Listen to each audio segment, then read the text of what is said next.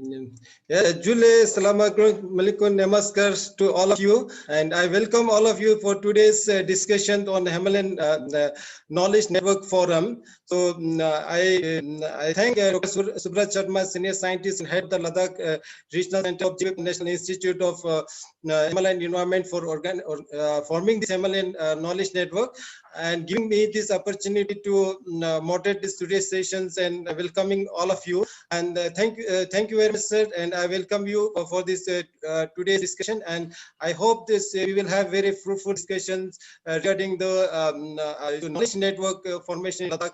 And we have invited many organization for today's discussions, and many of you have attended, and I welcome Dr. Sewang Namgyal, Director Snow Leopard Conservation, then Rigzin Wangmo Sigmole, then Rigzin Lachik Rigzin Lachik, then God Vishwadat, Ladakh Birds Club, then Munisha Ahmad Lamo, then Suresh Reina, G.B Panth, then Land Nutrition Project, the Dorje Pagir, then there are some more Sonam Chosgal, Dixin Nangmo, Shingurup, and Sherlin Nilza. And I welcome all of you for today's discussions and wish you all a very successful and fruitful discussion ahead. And I request Dr. Subrat Sharma to brief about this Himalayan Knowledge Network and its objective. And it's a really proud moment for all of you. After the formation of Union Territory of Ladakh, we have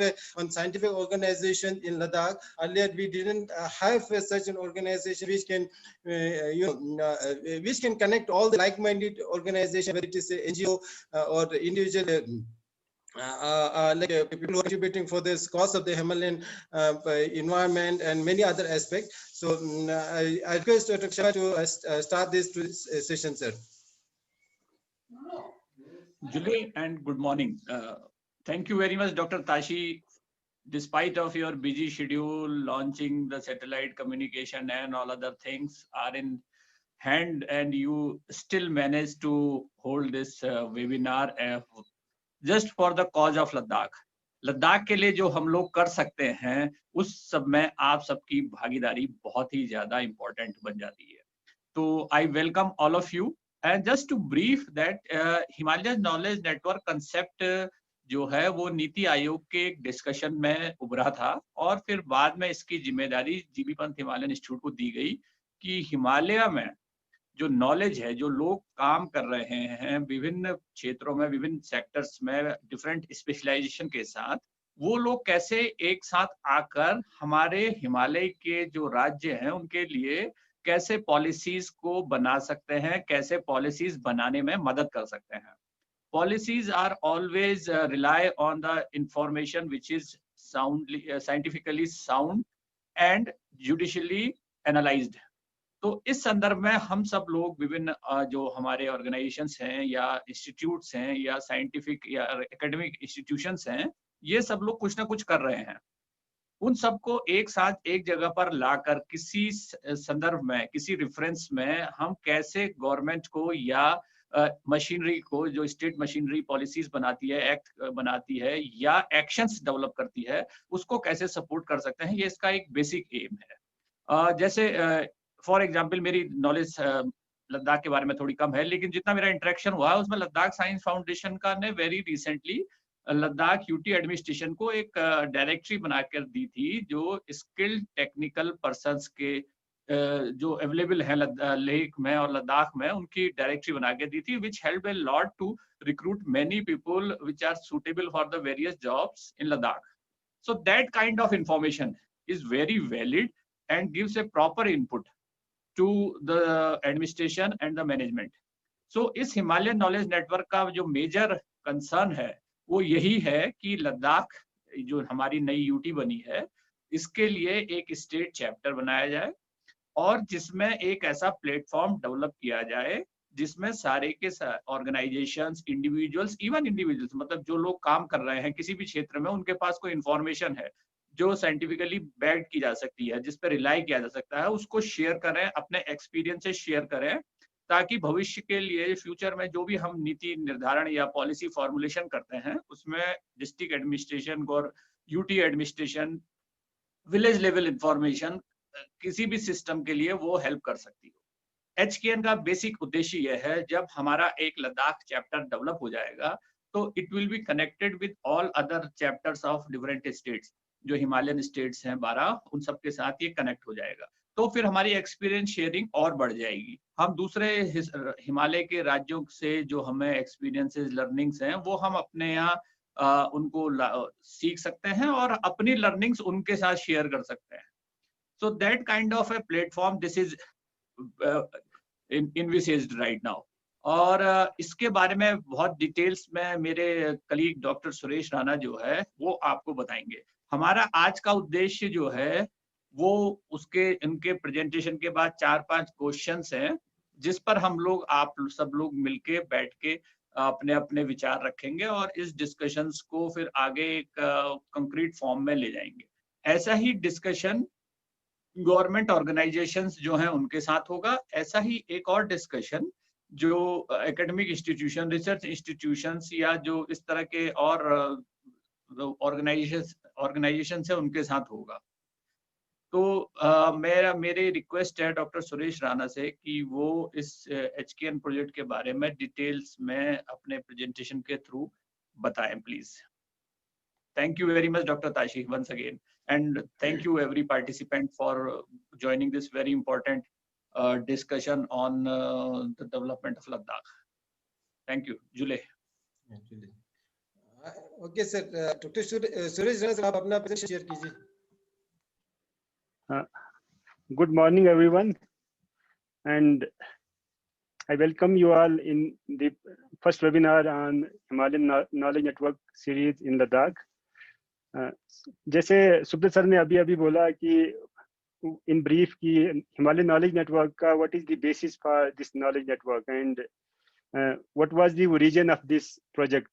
so I will explain in detail about this project which is being implemented in all the Himalayan states, total 12 states and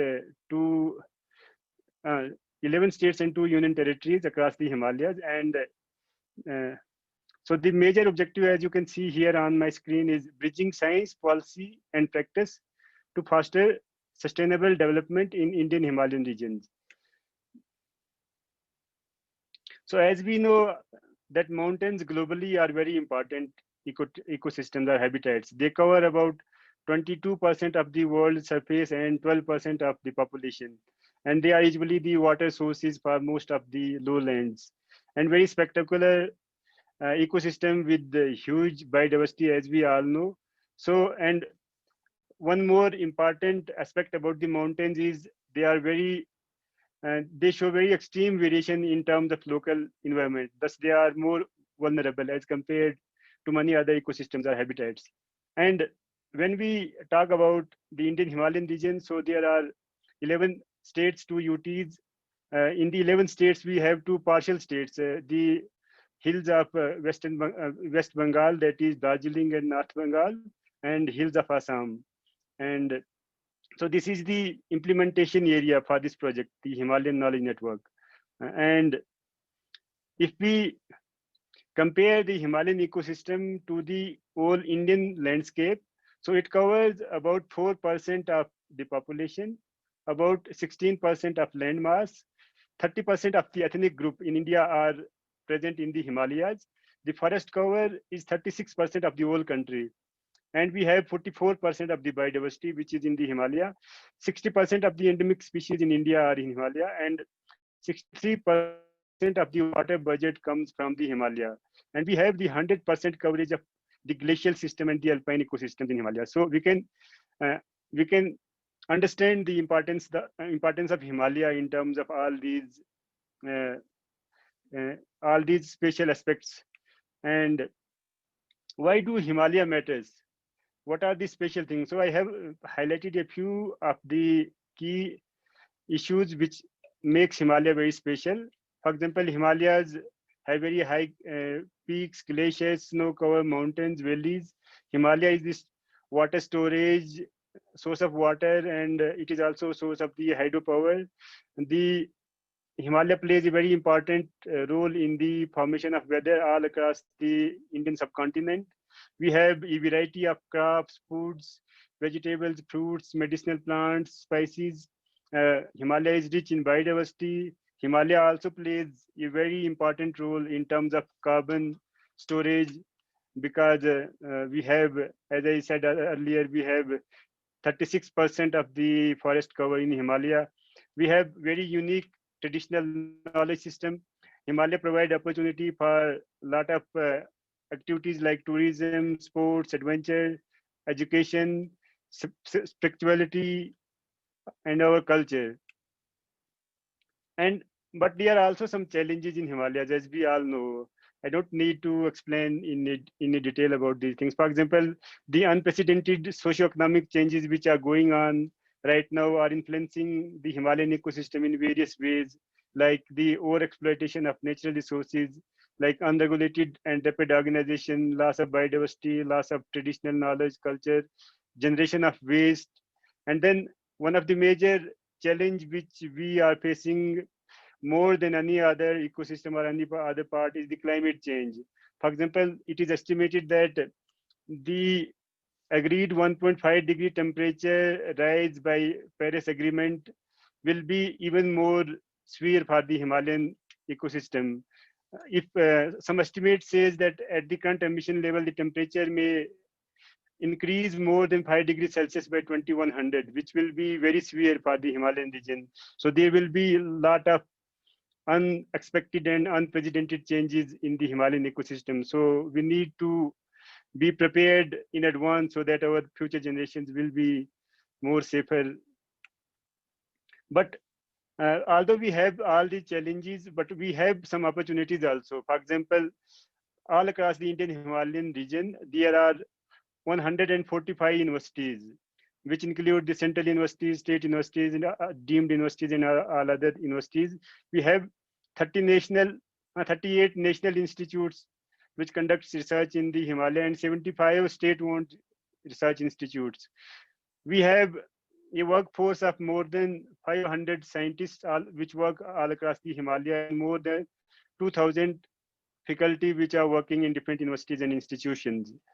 And the region, in spite of all this manpower, this workforce, all these institutions, the region has been identified as one of the data deficient area, which usually hampers the policy making, as we all know. So in order to tackle this problem, Department of Science and Technology started, as we all know, their major program for Himalaya, that is National Mission on Sustaining the Himalayan Ecosystem, which was focused on 6 thematic areas, and there were 6 task force, and they are being implemented in terms of research all across the Himalaya. Then we have the NMHS, National Mission on Himalayan Studies program, which is being implemented by MOEF's Ministry of Environment, Forest and Climate Change. And we have also the Human and Institutional Capacity Building program, which is being implemented by DST. So these are some of the recent initiatives started by the Government of India to fulfill or to complete these gaps, which have already been identified at national and international level for the Himalayas. This is the stats for the Himalaya. So these are the universities which are distributed all across the Himalaya in different states, as we can see. So this is the total number of universities which is present. And so what is the ground scenario in terms of research or data? So as it has been acknowledged at the national level that most R&D agencies, the research knowledge institutions work independently within the state across the Himalayas. Some conduct comparative research, but within neighboring states and not across multiple states in the Himalayan region. Some agencies work with only few stakeholders. No inter-university or inter-institutional network is present till now, was not present till now. Limited participation of institutions which are at national level, which conduct research and development activities. And how can researcher be more relevant for Indian Himalayan region? It has not been addressed so far at the national level. So these were some of the ground scenarios which have been identified by the government for the Himalayan region. So in order to address these issues, as I already said, there were two major programs: National Mission on Himalayan Studies and the National Mission for Sustaining the Himalayan Ecosystem. So these were started a few years back, and then in 2008, NITI Aayog published a special report on. Here is the first page of the report, a summary report for contributing to the sustainable development in the Indian Himalayan region. So this was a major report which is focused for the sustainable development of the Himalaya, and it covers 5 thematic areas. And these were revival of springs, sustainable tourism, transforming shifting cultivation, skill and entrepreneurship development, and addressing the data gaps. So these were the 5 thematic areas which were identified by this report, which needs proper intervention all across the Himalaya. So in order to fulfill these gaps, the government of India started a few activities like Constitution of Himalayan State and Regional Council for Sustainable Development in the Indian Himalayan region. There was a Chief Minister's conclave which was held in July 2019 in order to discuss the issues related to sustainable development in the Himalayas.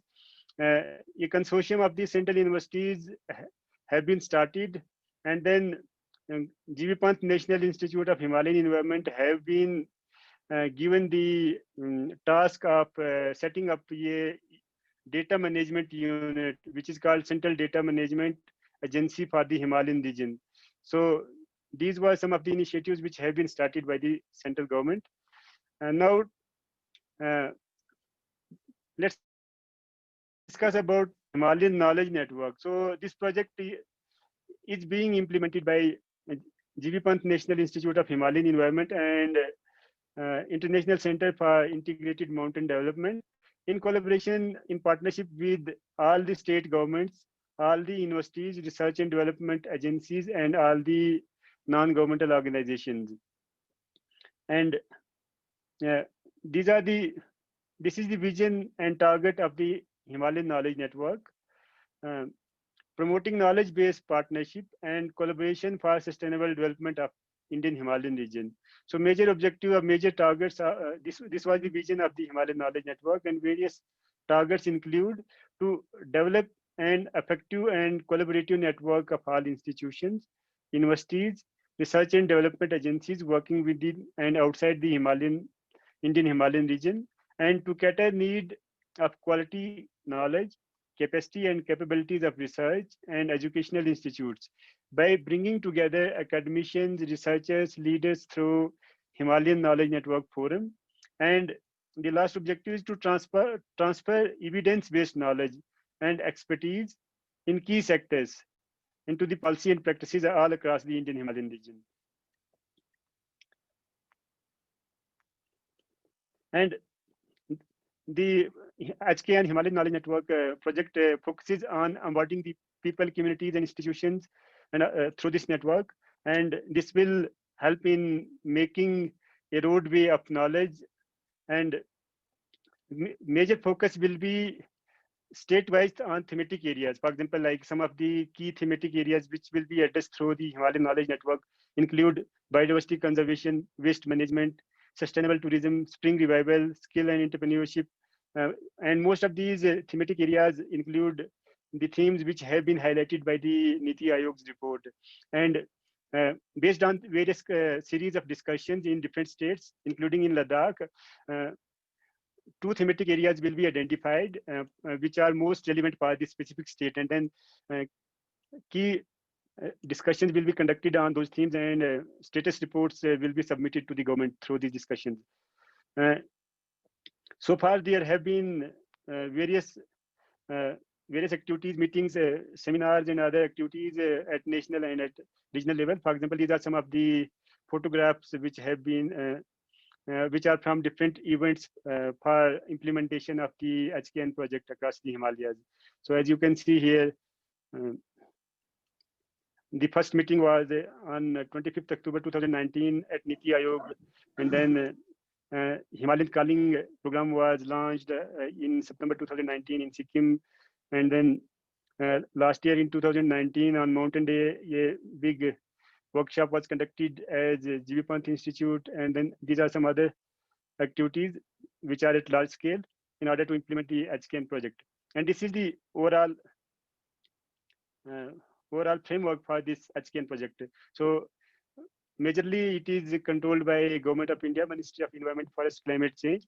G.B Panth National Institute and EC Mode are the implementation agencies, and it will be implemented through the help of the administration of all Indian region states. Various ministries and academic institutions will be involved. And there are three major components: Himalaya Calling, which will be focused on identification and discussions on the various thematic area, and then development of the knowledge network, which will start the networking between different organizations, including government, NGOs, research and development activity institutes, and then there will be the final outcome will be in terms of various reports and various education and outreach activities in the eco clubs, youth forums.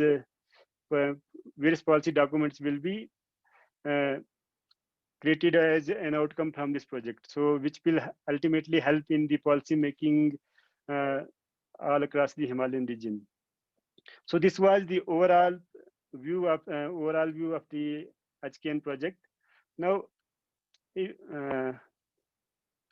Ladakh, UT, G.B Panth National Institute will implement this program and establish a HKN chapter for Ladakh in collaboration with all the academic institutions. So as per our preliminary list, we have identified this list, as you can see from my screen. So there is only one university till now in UT-Ladakh.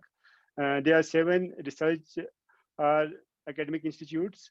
There are many, I'm sure there are many more NGOs, but we have listed 21 NGOs till now in our list. We are still working on it to update it. And there are a lot of student youth organizations, but till now we have contacted with six organizations. And then there are so many women's self-help groups in almost all the villages, or different villages. And then there will be government departments.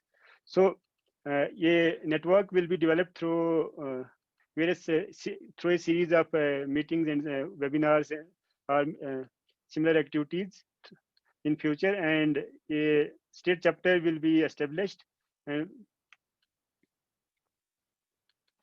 I have done a little research on the current status of research in Ladakh. So I did a literature review from Web of Science and Scopus databases. So till now I could find published literature which is shown here. So for example, I could find 3,174 research publications for the Ladakh region. So here you can see the distribution. For example, maximum number of about 1,100 studies are published on biodiversity of Ladakh. Then the next is in the field of earth sciences.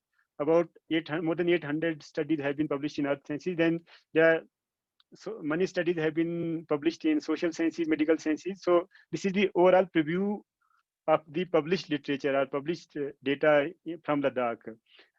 On the bottom, you can see the temporal trend of the research. So as we can see from here, the amount or the volume of research which is being published in Ladakh is increasing every year. So, and it is true for all the other Himalayan states as well as nationally also. So now the urgent need is how this already published data can be collated in one platform.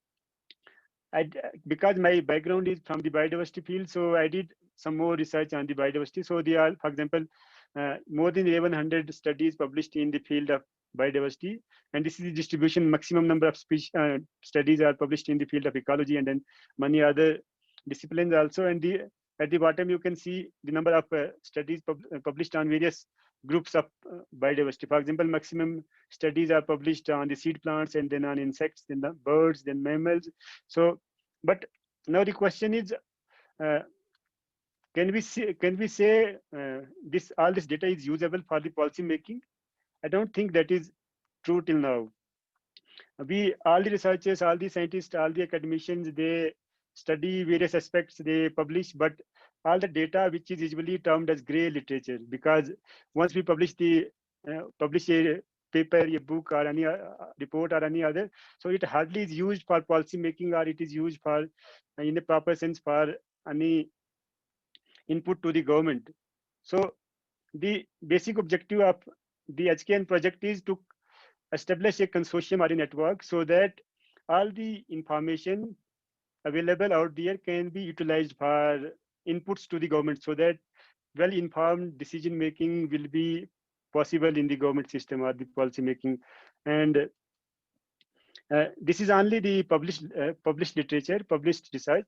In addition to that, many organizations like the NGOs, like various R&D institutions, they have other set of data and experiences also. So all the published data, all the unpublished data, all the experiences, many people are working, for example, in Ladakh for a very long time.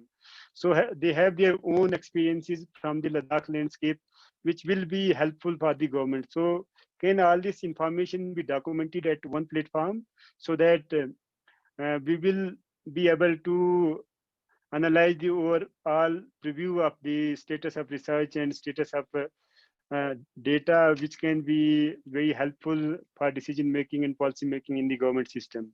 So that is the main purpose and of this HKN project. This is the overall just like biodiversity status of the Ladakh. So I hope I was able to explain the background of the HKN project. So these are the few questions which we need to discuss today for making this network, HKN network, possible in Ladakh, and for future framework, for coming up with future framework of our guideline for the Ladakh UT. So the first topic for discussion will be current status of research and development for data and experience sharing in Ladakh. And then what is the need for collaboration and what will be the roles of various NGOs in developing the HKN network in Ladakh, and then network development and framework for collation of data to aid the policymaking, which is the ultimate goal of this project, and a way to establish HKN state chapter for UT-Ladakh and its functional responsibility. So these 4 questions or topics will be discussed in our panel discussion. Thank you very much. Thank you, Dr. Suresh. Thank you very much for your detailed presentations. You have covered, like in the detail, Ladakh till now are more than 3,000 research has been conducted and papers are published. But I don't think this are really, converted into the projects or fed into the government decision making, policy making. So this is the right time we are doing on the eve of the UT formation. So it's really very important to use the scientific inputs for the sustainable development Ladakh. Thank you very much. Now, Subrat sir. Sir, then we can start the discussion and the views of our panelists. कि उन्होंने जो doctor Suresh Rana ने जो questions रखे हैं कि how to bring this Himalayan knowledge network Ladakh chapter, वो कैसे सोचते हैं और क्या क्या उनकी ऑर्गेनाइजेशंस अपने अपने रूल्स डिफाइन कर सकती हैं अपने एक्सपीरियंस शेयरिंग के लिए और प्लेटफॉर्म डेवलपमेंट के लिए. Thank you. Okay, we will start with Dr. Namgyal, sir.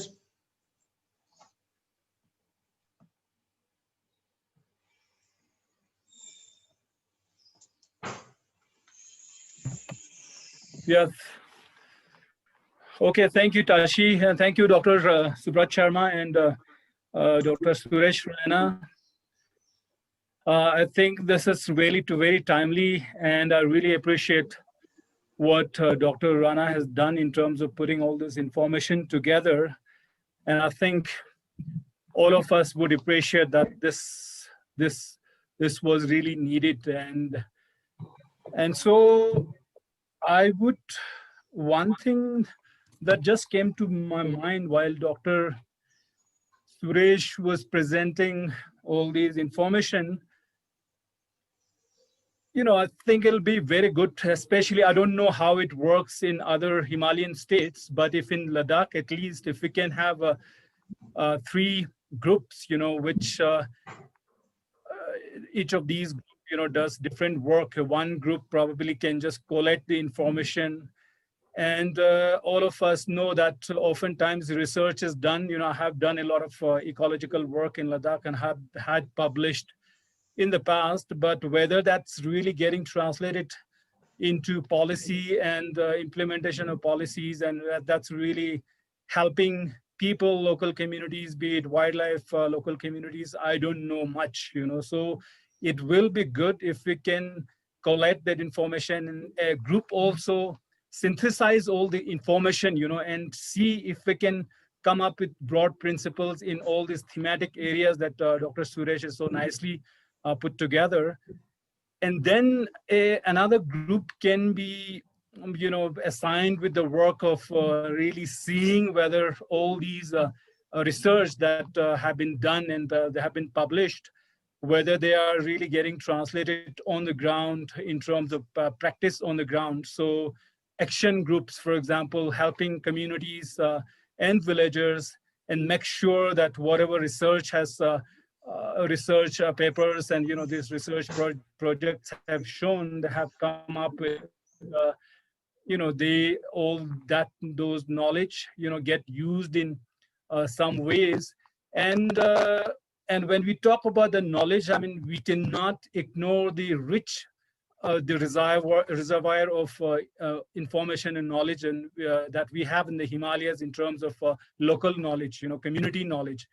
And I don't know whether that is, we are trying to bring that out through this exercise, because in the groups that Dr. Suresh had shown, I mean, he had universities and NGOs and youth groups, but I think how about panchayats, for example, Graham Sabha level, like, can they generate information, and we try to put together that information and document in some way, and then kind of synergize, I mean, find some sort of a synergy between the information that are generated by researchers and the information that are generated by, they are already existing in the local communities with the villagers, and how we put together these two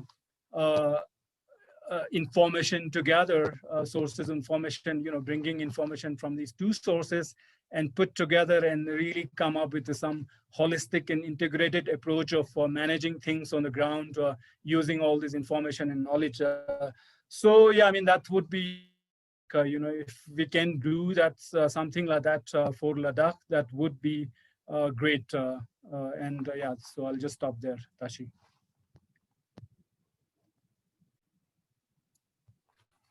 Thank you, Dr. Namgil.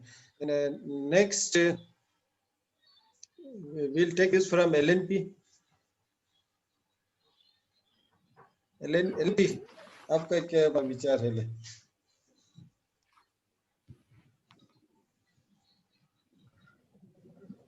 Hello कैसे? मतलब हम Hindi English में किसी भी language में हम discuss कर सकते हैं, मतलब हम ऐसा नहीं कि हम हिंदी या इंग्लिश में कैसे?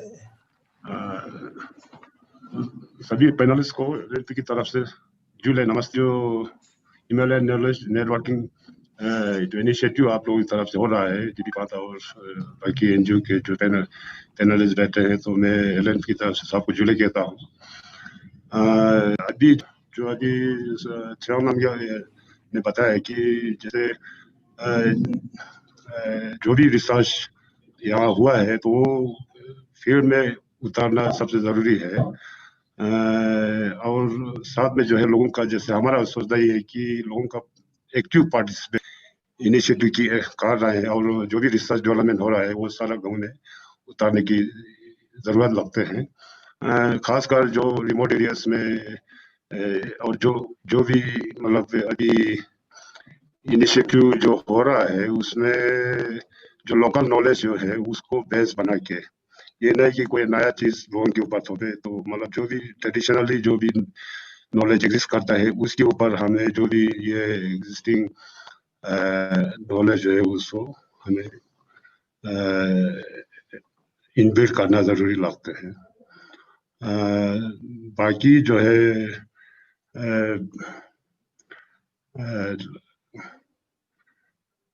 जो एग्जिस्टिंग जो फॉर एग्जांपल जैसे ये वाटर क्राइसिस या जो हमारे सैनिटेशन प्रॉब्लम आजकल जैसे वेस्ट मैनेजमेंट का हर जगह पर प्रॉब्लम हो रहा है, तो उसको हम लोगों के भागीदारी से हम किस तरह से उसको सॉल्व करें। अब जैसे लोकल जो ड्राई टॉयलेट्स है उसको इम्प्रूव कैसे करें, इम्प्रोवाइज टॉयलेट अभी तक मतलब बहुत से काम लोगों ने इस पे इनिशिएट किया है। ये नहीं कि कोई मतलब आजकल जैसे फ्लश टॉयलेट अगर हम बनाएंगे उसके ऊपर में फिर और नेचुरल रिसोर्सेस पानी के लिए और जो इन्वायरमेंट पर ज्यादा बुरा असर जो अंडरग्राउंड वाटर पर भी हो सकता है, और साथ में जो वाटर कंजर्वेशन के ऊपर में, तो कंजर्वेशन के ऊपर में अभी बहुत करने के लिए जरूरी है। और दूसरा जो है जैसे यहाँ विंटर में ना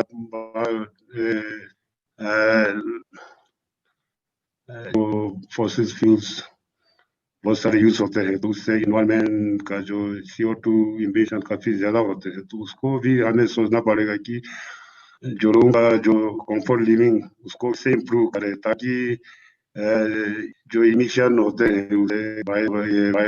ये फॉसिल्स के यूज से, तो उसको भी हमें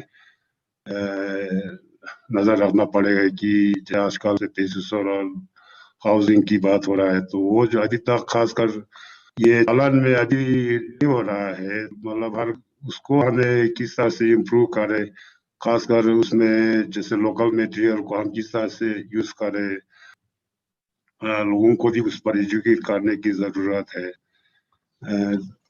तो बाकी जैसे आजकल अटैच हो रहा है, तो लोग जो है गांव से माइग्रेट हो रहा है, और विलेजेस में मैन पावर, अब जैसे प्रोग्राम तो काफी गवर्नमेंट की तरफ या एनजीओ की या दूसरे इंस्टीट्यूशन की तरफ से विलेजेस में काफी स्कीम्स निकल रहा है, मगर वहां पर मैन पावर की बहुत ही शॉर्टेज है, तो हम उसको कैसे हम उसको सॉल्व करें, उसके ऊपर हमें सोचने की जरूरत है। उनमें हमें मतलब अपॉर्चुनिटीज जो इनकम सोर्स अपॉर्चुनिटीज निकालने की जरूरत है। और दूसरा खास जैसे रिसेंटली हमसे ये रूपशो खन्ना में भी किया था, उसमें ये कि जैसे खन्ना में जो आज से 30 इयर्स पहले जब वहाँ काम करते थे, मैंने जैसे खन्ना एग्जाम्पल दे, तो वहाँ पर 80 हुआ करते थे, तो आजकल वो गार्ड 15 और 20 के बीच में ही रहा है।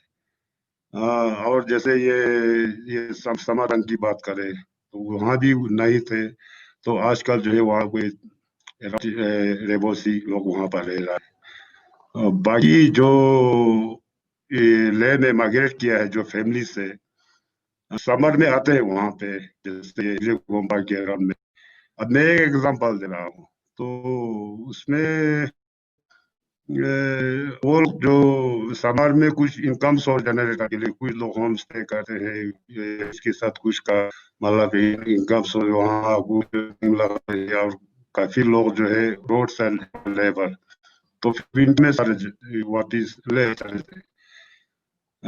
और जो भी स्कीम्स गवर्नमेंट की तरफ से वहां पर हो रहा है, तो वो बेनिफिट मतलब जो पार्शियली जो माइग्रेट जैसे विंटर में तो सारा लेने आ जाते हैं वो भी ले रहा है, साथ परमानेंटली जो नॉमेज रहते हैं उनको भी वही है, तो उसे हमें सोचने की जरूरत है।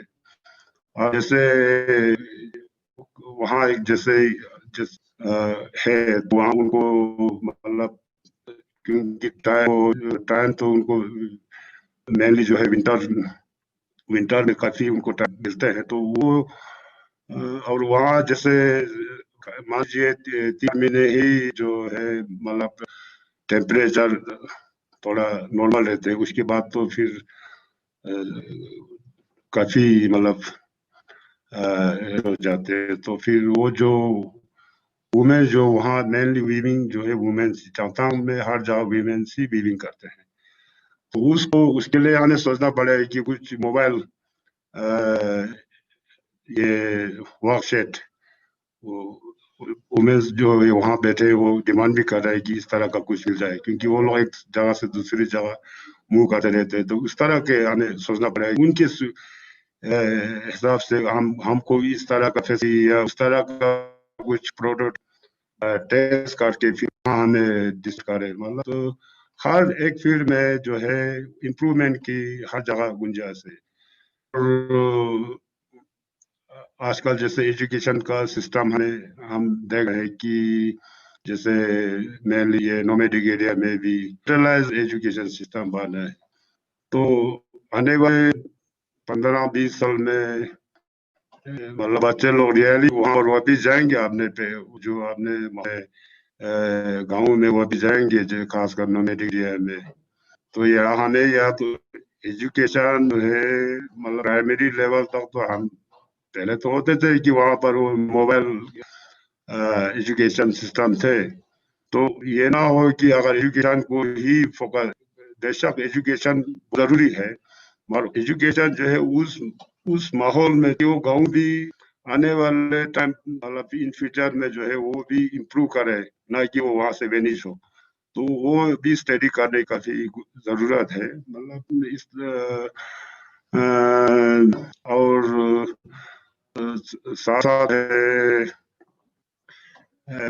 बाकी जैसे खासकर रिमोट एरियाज में खासकर अभी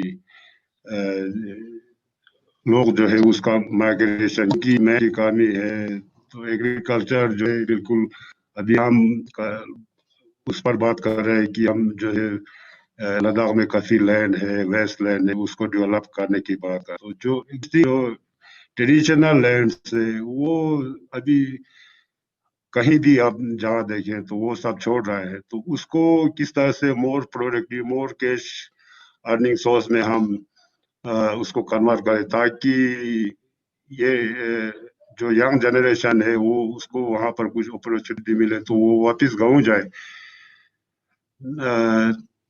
और साथ में जो है ये एजुकेशन का भी उसमें लिंक है, क्योंकि क्वालिटी पहले तो था कि रिटेंशन हम बच्चों को स्कूल में कैसे करें आज से 30 साल पहले, तो आज का वो प्रॉब्लम नहीं रहा है। तो अभी जो है मेन प्रॉब्लम इश्यूज जो है हमें नजर आते हैं कि वो क्वालिटी एजुकेशन, और क्वालिटी एजुकेशन के पीछे सारे पेरेंट्स जो है वो उसमें जागृत सभी हो चुके हैं। तो अब हमें ये है कि एजुकेशन जो है अपने घर के सामने ये स्कूल जो है ये गांव के स्कूल को हम किस तरह से उसको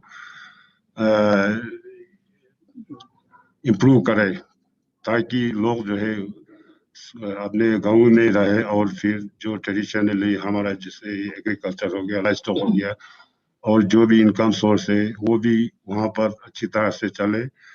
तो उसके लिए मतलब ये जो टूरिज्म है वो टूरिज्म भी क्योंकि जो है सेलेक्टेड एरिया में ही ये टूरिज्म का बेनिफिट मिल रहा है। तो वो भी गांव में जो है कैसे एक्सपेंड हो उस पर सोचने की जरूरत है।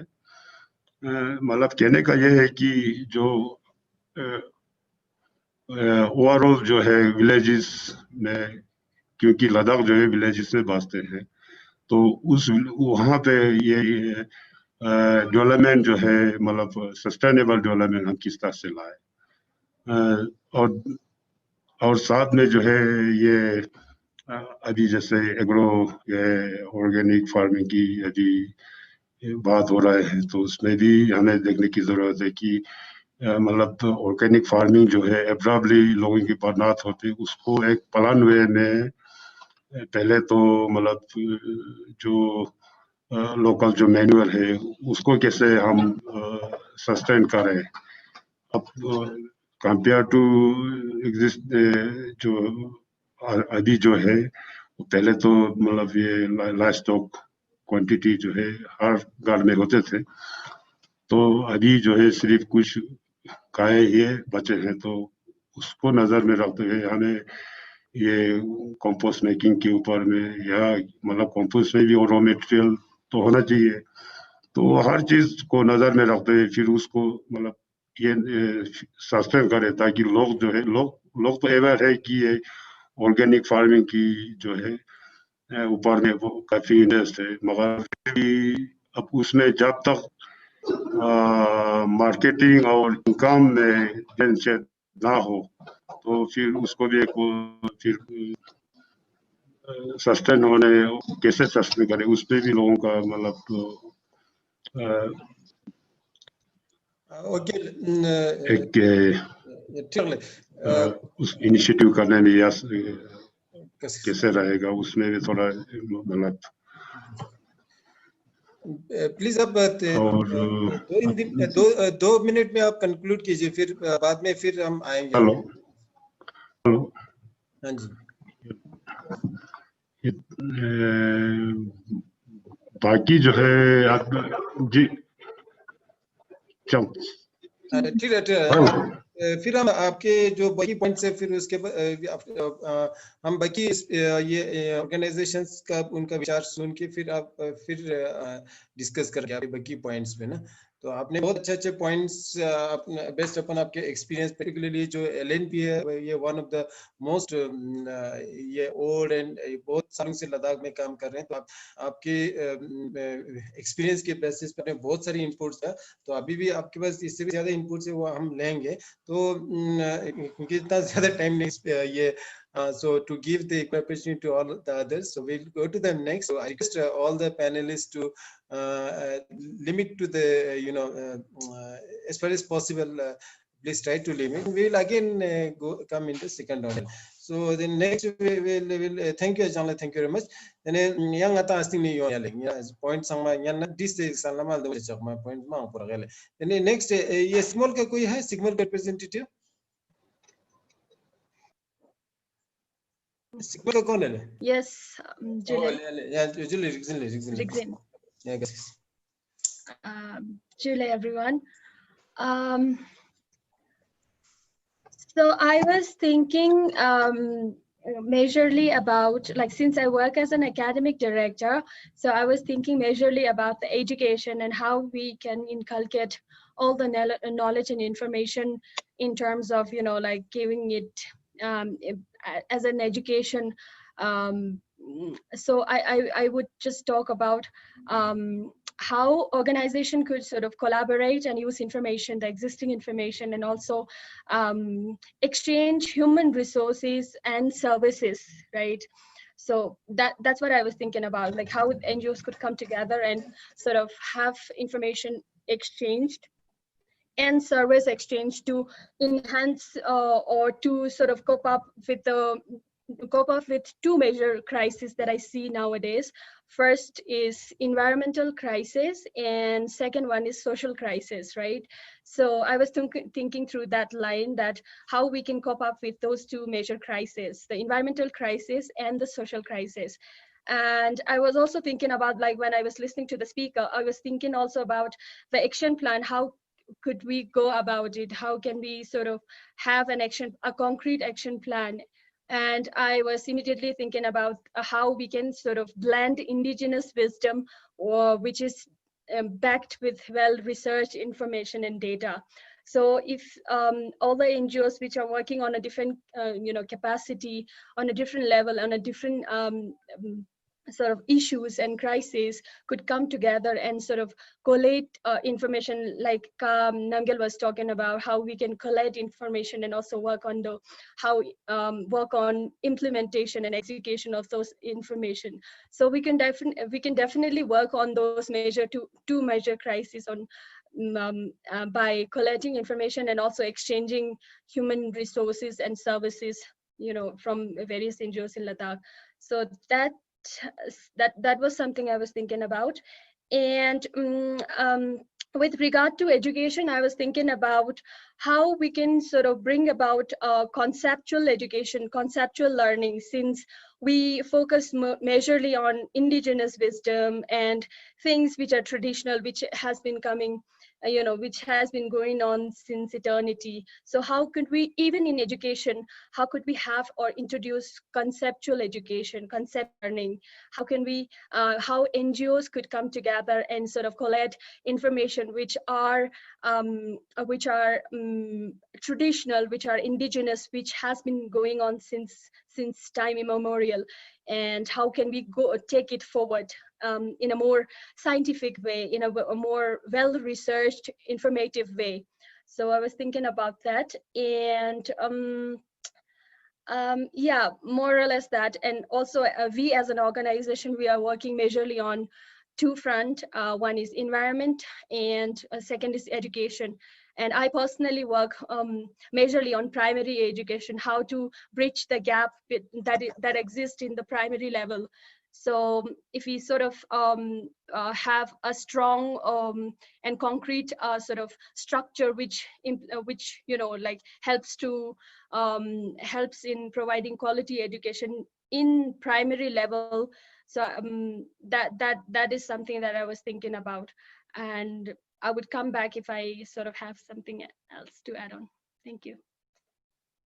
Thank you, Rexina. Thank you very much for your valuable inputs. Now we'll go to Monisha Ji Lamo.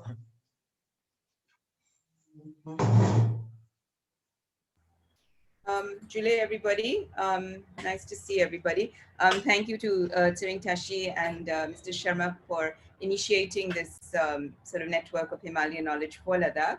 And thank you, Suresh, for your presentation. I had a few thoughts regarding Suresh's sort of points that he raised at the end, and how is the network and a team we could all work together. Was maybe it would be nice to see a dedicated 3 unpublished dissertations that people have worked on, reports that people have worked on.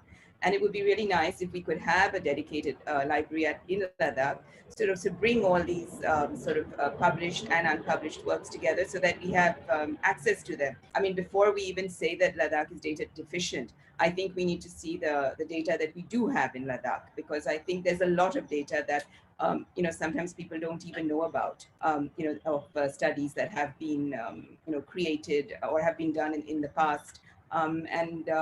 Maybe some of them could be put on a digital platform, and some of them could be actual work, because I think there's a lot of scattered libraries in Ladakh, but there's no sort of one dedicated library to Ladakh studies, which would be a good start for this network also to have, since we're talking about, let's look at existing data first before we look at data that is deficient. Another idea also with regards to sort of local knowledge that Tsewang Namgyal mentioned was to also look at maybe oral research being recorded. That would be another thing to also add to a library, whether we can also have recordings of oral knowledge, a local knowledge, that is also gradually being lost with the older generation, passing on. And I think that's very important also to start collecting. And another idea of also maybe to involve youth in Ladakh, because there is obviously a lot of, people are looking for jobs, there's unemployment, would maybe to initiate small research grants, in areas that we see that we need data, or we need data collection. If we could, maybe start off with workshops talking about research methodology. And then maybe even initiating small research grants, maybe through the government or through institutions, private institutions, or where we can actually have people going out and collecting data or research in specific areas that we think we are deficient in. And then sort of collating it, bringing it back to the Panth Institute, if that is, because you're the nodal organization that's going to lead all of this, and then starting to collate the data and see what we need and what we don't need. And I think, because I think, data, you're looking at sort of documentation, research, and I think these would be good areas to sort of begin with. As an organization, LAMO itself has been doing research and documentation in the old town of Leh. We've been looking at issues like water, sanitation. We've been looking at sort of social and cultural practices in the area. And so we have a lot of focus on the old town of Leh. We've also been working in Changthang, and some of us have our own personal backgrounds of research, academic research, especially in the area of Changthang. We've also been looking at material culture in Ladakh, and looking at things like Pashmina and textiles, weaving, things like that. So whatever we can contribute on both the personal and organizational level, we would be happy to do that for this Himalayan Knowledge Network. Thank you. Thank you, Manisha ji. Thank you very much. Now next we will go to okay, Rinchen Lachik Hati, please. Jule, I'm Rigzin Lachik Kale.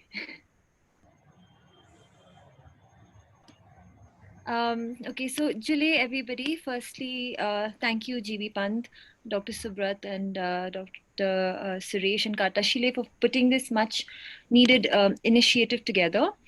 I was glad, but also surprised to know the amount of research that's actually already been done in the past in Ladakh. And apart from, I think, supporting the government with only policy intervention, we should definitely create a sense of awareness around the amount of research that's out there and make that more accessible through, like Monisha also suggested, a library or maybe a digital platform or a digital version of that library, and have it accessible to even the public. So even, for researchers or practitioners, they don't have to reinvent the wheel every time. And I also completely agree with LNP on the need for integrating traditional knowledge with scientific research that's out there. I'm an advocate for sustainable tourism practices, and we know that tourism accounts for over 60% of our local GNP. And Uttarakhand, Himachal, Jammu Kashmir, and Ladakh account for 94% of the tourists that come to the Indian Himalayan region. The pandemic, in a way, has made us experience the vulnerability of this industry and the need for a more resilient economy to tackle climate change in the future. There's also been, there needs to be a shift to ensure profits remain in the communities and that culture is respected and protected for long-term sustainability. In Ladakh, tourism is the economically driving factor for all other industries as well, such as agriculture, handicraft, etc. And there's an urgent need for us to rethink the current tourism model to ensure diversification and decentralization to help tackle issues such as urban-rural migration, which directly impacts our climate conditions. I think another important factor is that 95% of the private sector in the Himalayan region are the MSMEs, and we already have many environmental conscious small enterprises and entrepreneurs who are already working to improve the impact of various industries on our climate. And these entrepreneurs and these MSMEs, I think, need to be empowered, supported, strengthened, which will definitely help us improve the climate conditions of the Himalayan region. And there's also obviously a need for ensuring opportunities for gender balanced development, which will definitely help building a more resilient community. I strongly feel that the COVID-19 pandemic has made us all feel a true sense of solidarity, which will be most essential for us to tackle issues like climate change in the future. And I feel that through the Himalayan Knowledge Network, we should leverage on this solidarity. Thank you. Thank you, Rikinle. The next, okay, we'll take Galubzang. But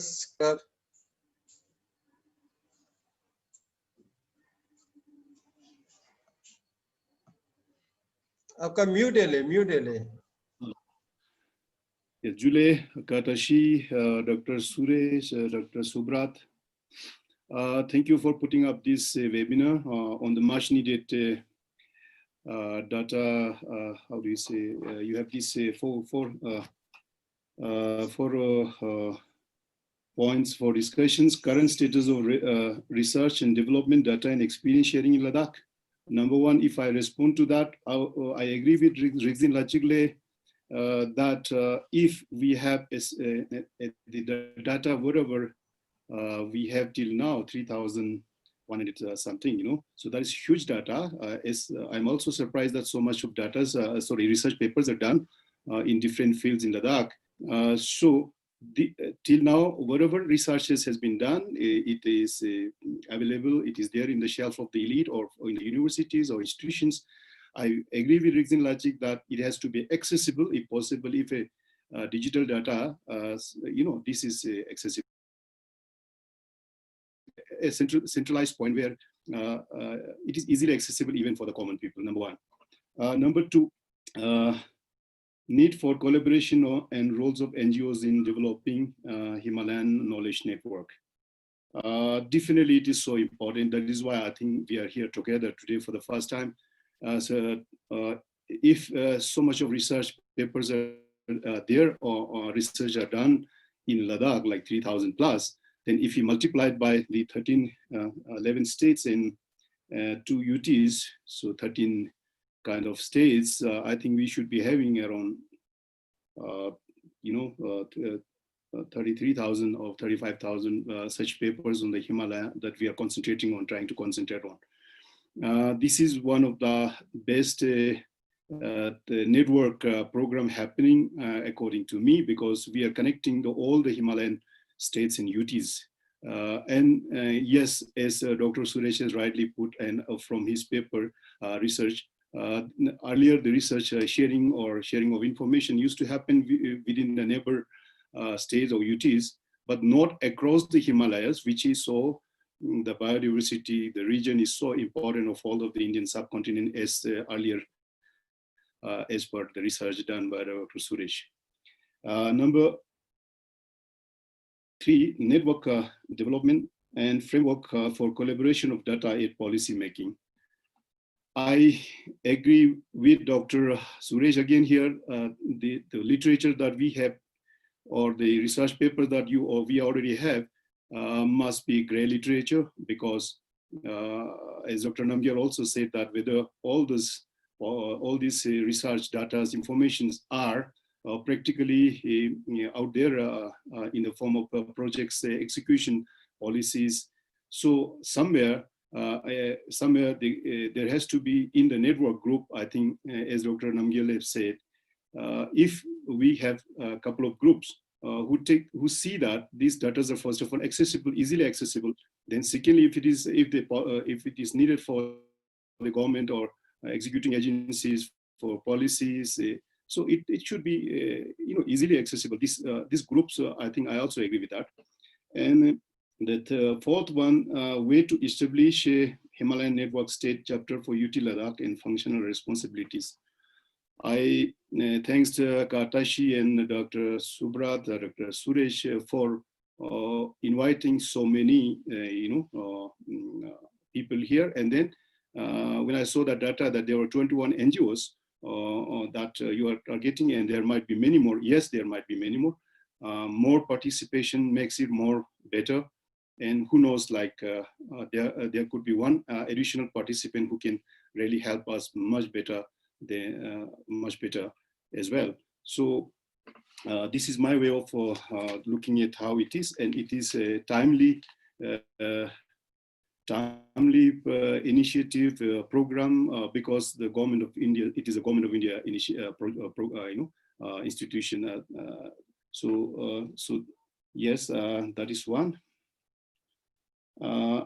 And I just wanted to ask Dr. Suresh, in the thematic 5 thematic points that you have, revival of spring and this one, but I did not understand what was the shifting of cultivation.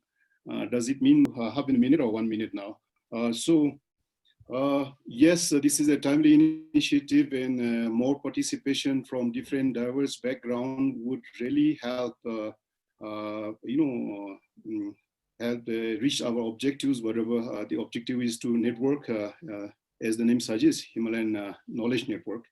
So it will be successful only if we have more people, and then I forgot earlier that till now, all the research paper, all these data informations are restricted in a way, not intentionally, but somehow the systems used to be such. So opening up with whatever research one does, opening up with all those papers, information to at least the libraries, institutions, organizations, those who need it would really mean it, because till now the gap of all these data information studies and on the ground everybody talks about the great gap that is there. The bridging the gap is a subject issue everybody talks about.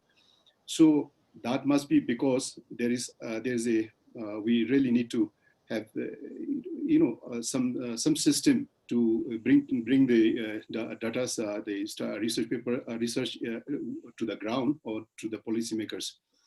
And I represent a wildlife conservation and birds club of Ladakh, popularly known as Ladakh Birds Club.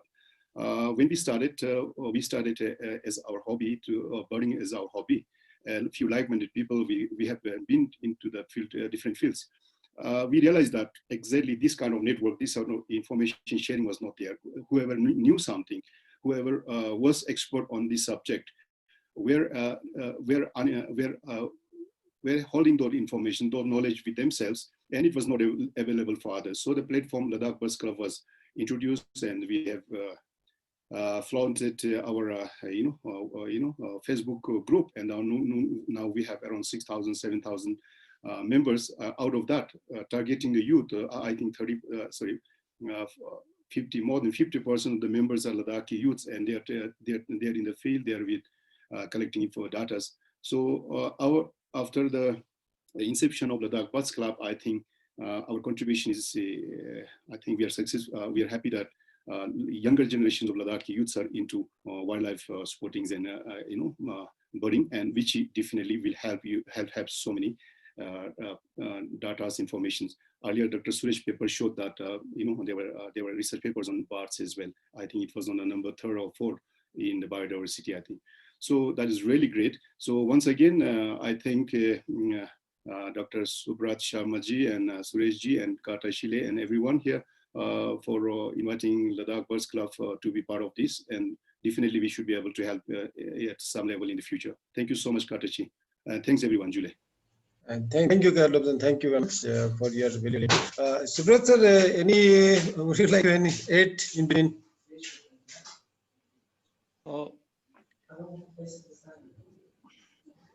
I missed something. Can you hear me? Yes, I can hear you, sir. No, now it's unmute, sir. Unmute, sir. Can you hear me now? Yeah, now it's clear, sir. I think from the participants till they have expressed their views, we have very good comments and observations we received. First thing was that traditional wisdom should be incorporated, which is usually lacking as far as the documentation is concerned. That is very true. The second part was the library, and third part was the digital platform. Fourth is this fellowship where the data generation is required.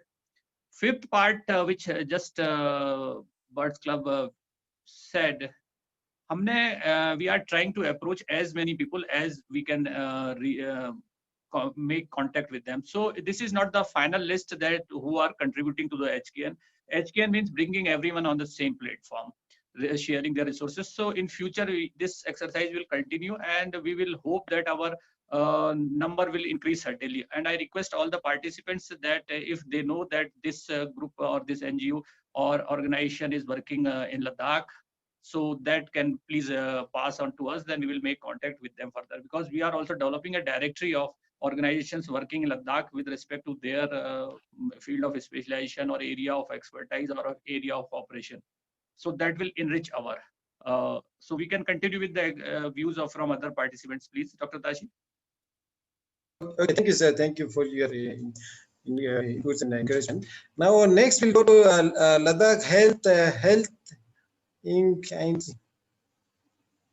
Yeah, welcome. Health Inc. And nobody gets that right. And I apologize, that project coordinator is in the field today. So I actually volunteer for Health Inc. I'm from the Health Fund, which is an international NGO. Health Inc. is Health, Environment, and Literacy in the Himalayas. And the INC part stands for In Cooperation with the Village Needs.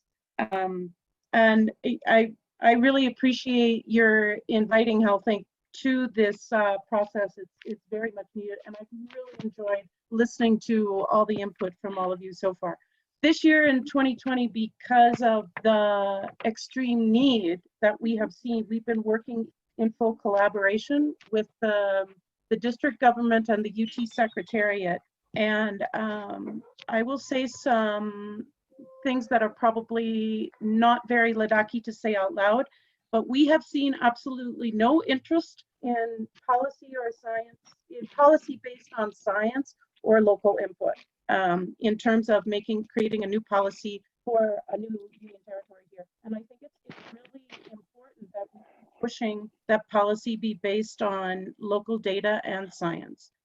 We have also seen in our research working out in Changtung all year and in Sham last year and Changtung that the divide between Leh and the outlying regions is rapidly growing. Not just, we've known there's a schism there, but it's rapidly growing this year. For instance, in Durban block, we found 95% of the young people were feeling hopelessness in terms of the new union territory. And in Numa block, people were saying that they've never had access to opportunity in terms of having their voice expressed in the research and that we're talking about in policy. Cynthia, can I make a request, Cynthia? Sure. Can you just speak into the mic, because when you move away from the mic, we cannot hear you clearly. Okay, thanks. Sorry about that. Anyways, what our data is showing is that economic development in these remote areas is not listening to the input from the local people. And what I really liked hearing things here today is to do something. We have 21 NGOs, and I think if each of us did 3 things in terms of what the 4 issues we're talking about. If each of us went ahead and collected Indigenous knowledge and brought it to the UT sector, do a 2-month research project with local people and bring that data forward.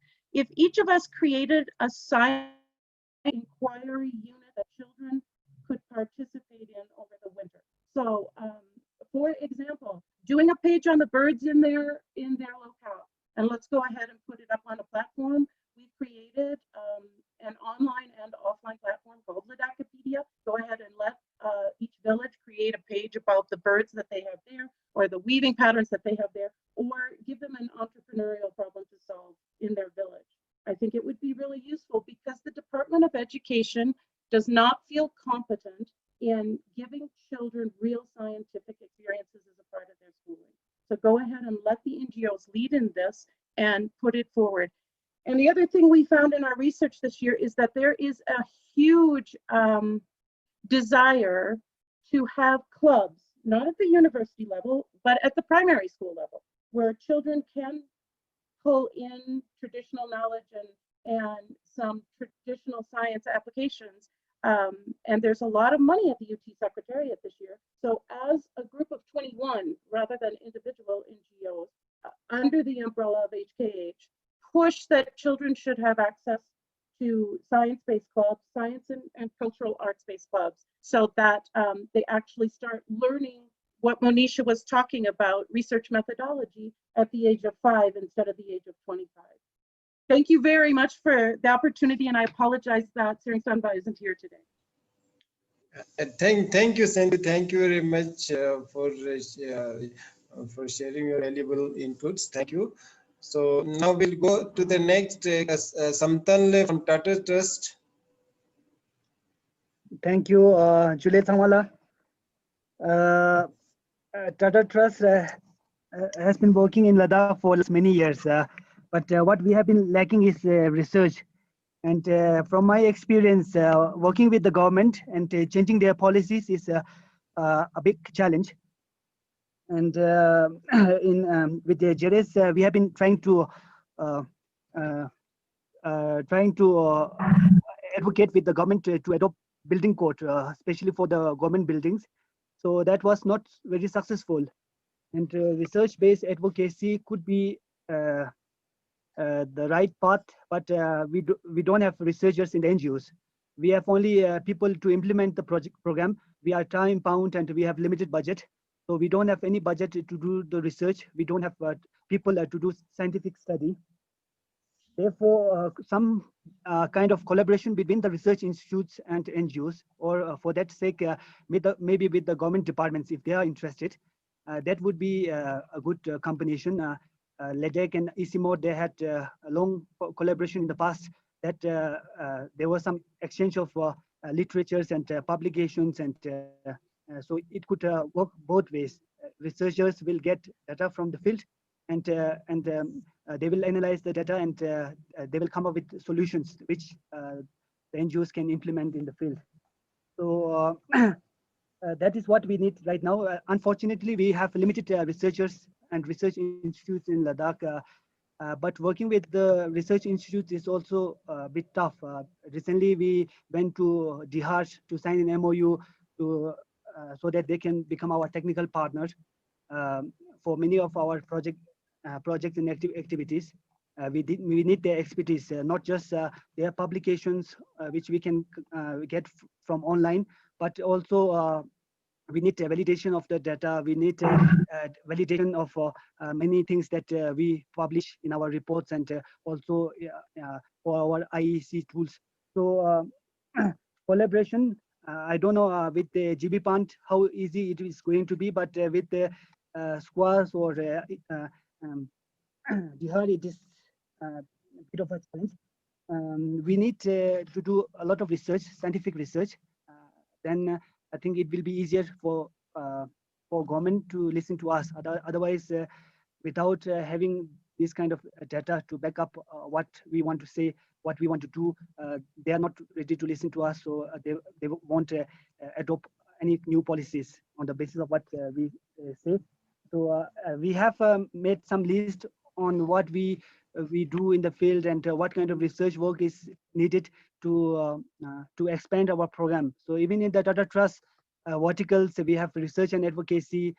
They collect information from the government, and then they pass this information to all the teams across India. But we need research on the field. We need which are specific to Ladakh, not at national level, but specific to Ladakh, which has some implications. For instance, we say artificial glacier is good, but we don't know how much of an impact it does on hydrology, because nobody has done any kind of research. We have productivity, land productivity, but we don't know what is the land productivity from Ladakh. For instance, how much yield you get from certain crops, because we haven't done any in-depth research. If there is any research, it is very difficult to get some information online, because you have to either pay for it, or it is not easily found. So everybody was talking about having a library where we can get easy access to information and data. So I think that is useful, especially for people who are designing projects and proposals, because without data and reliable information, we cannot make any projections. What is the situation like right now, and how it can improve through our interventions. So right now we have information, but it is not easily available. So that is something we have to improve. So I think we need more collaboration between the researchers. Not just for academic research, not just for the sake of obtaining your master's or PhD degree, but something that can be used for action or policies, and maybe for implementation of different programs and projects. So I don't know, G.B Panth, they have some, right now they have researchers, PhD, they have scientists. So maybe together we can do something wonderful in the future. That's for now. That's my initial feedback, and then if we will, I think, share more in the future if something comes up.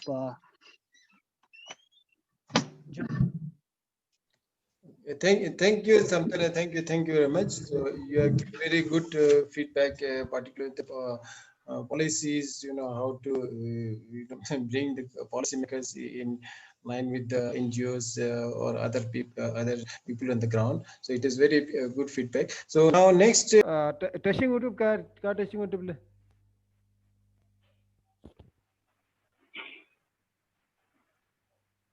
Hello. Yeah, Julius. Can you hear me? Yeah. Thank you all I think this is a wonderful platform, very timely. I think I'll just make it short. I think the greatest challenge Ladakh is facing today, our environment is facing today, is modernization, concretization, encroachments. We must, all of us, get together to put a stop on encroachments on important lands, important water bodies, public spaces. So let us all immediately do one thing. Prepare a list, draw up an inventory of these all important public spaces, water bodies, meadows, heritage sites, and then take it up with the UT administration. I feel very delighted to sort of express that a lot of good things have been happening in Ladakh. We have now UT administration, and then in the parliament, Mr. Modi has also said forthright about Ladakh, that Ladakh is going to be carbon neutral. And then also our own Lieutenant Governor, R.K. Mathurji, been reiterating this statement of Ladakh to be made carbon neutral or zero carbon area. So this is, and then now this HKN is happening. So this is, I think, is a very auspicious happening. And it is very timely that we all put our concerted effort into do one immediate thing, which is to stop this encroachments into the public spaces and public lands and in important environmental ecologies, biodiversities. We can do this immediate thing at the outset, and then all the other suggestions, valuable suggestions made by different speakers, we can all work in the sense of doing it on the long-term basis. Short-term basis, let's prepare a list of all these important public spaces and just bring it up, take it up with the UT administration, and just make them aware of this sort of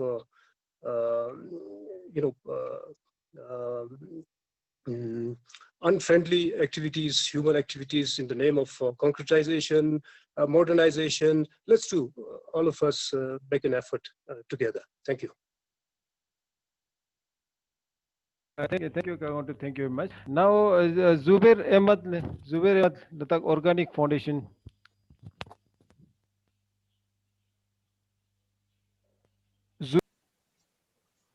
Yeah, Julius Sakale. Yeah, Julius. Tangi la sena zertani ale. Oh, tia. Yeah, go. Acha. Nga nyemia Zubair Ahmad ini ale. Nga is a farmer ini ale. Founder Ladakh Organic Farmer Foundation. Ini last pochen 2006 ne fana start chestani ale. School time ne. Kedale. Tene I dasangata organic farming related I ngata Ladakh sena scope ma sante scope chunne gino gele.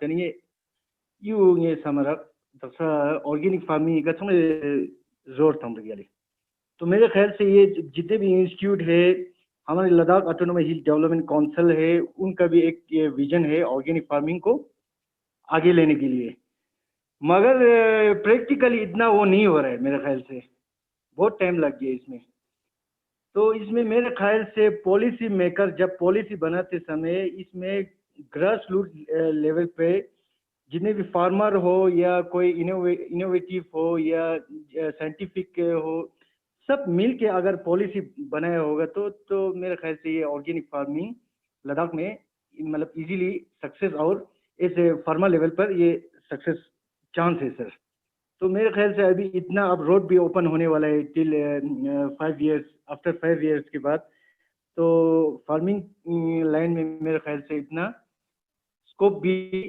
कम लग रहा है क्योंकि यहाँ tourism ज़्यादा focus मतलब UT administrative भी tourism के ऊपर काफ़ी फोकस कर रहे थे तो मेरा ये सजेशन है अगर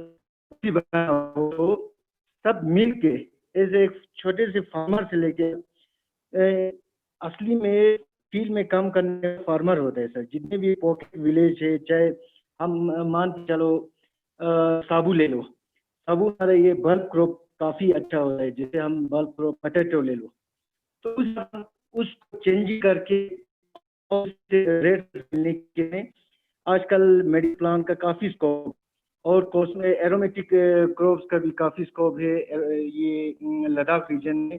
तो इसमें साइंटिफिक तौर पर एग्रो टेक्नोलॉजी अगर किया जाए तो बहुत काफी फायदा होगा फार्मर के लिए। तो मेरे ख्याल से अगर ऐसा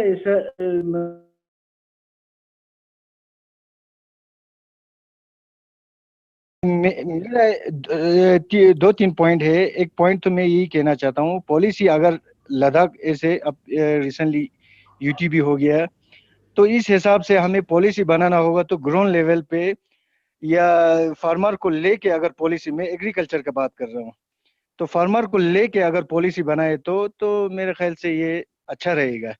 क्योंकि अभी रिसेंटली हमारे ऑर्गेनिक मिशन स्टार्ट हुआ, तो उसमें पॉलिसी थोड़ा मेरे ख्याल से है ना एज ए में इंडिविजुअल लेवल पर, और काफ़ी और फार्मर के साथ भी डिस्कस हुआ, तो उसमें इतना पॉलिसी बनाना चाहिए, वो पॉलिसी इतना खास नहीं है। तो इसमें मेरा एक रिक्वेस्ट है, जैसे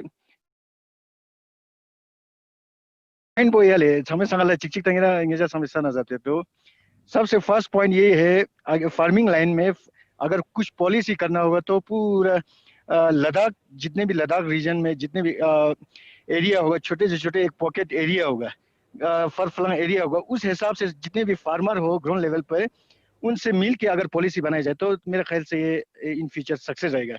फॉर एग्जांपल हम ले लेगा चंगतंग का बात ले लेगा, चंगतंग में हमारे पास वहाँ पे काफ़ी ये मेन्यूअर है। तो अभी मेन्यूअर ऐसे भेज रहा है, साइंटिफिक लेवल पे भेज रहा है, उसको डायरेक्ट लाके डायरेक्ट लोगों को सेल करते हैं। मेरे ख्याल से वहाँ पे जाके वहाँ एक डिकम्पोस्टिंग अगर वहाँ किया जाए तो उससे बेटर रहेगा।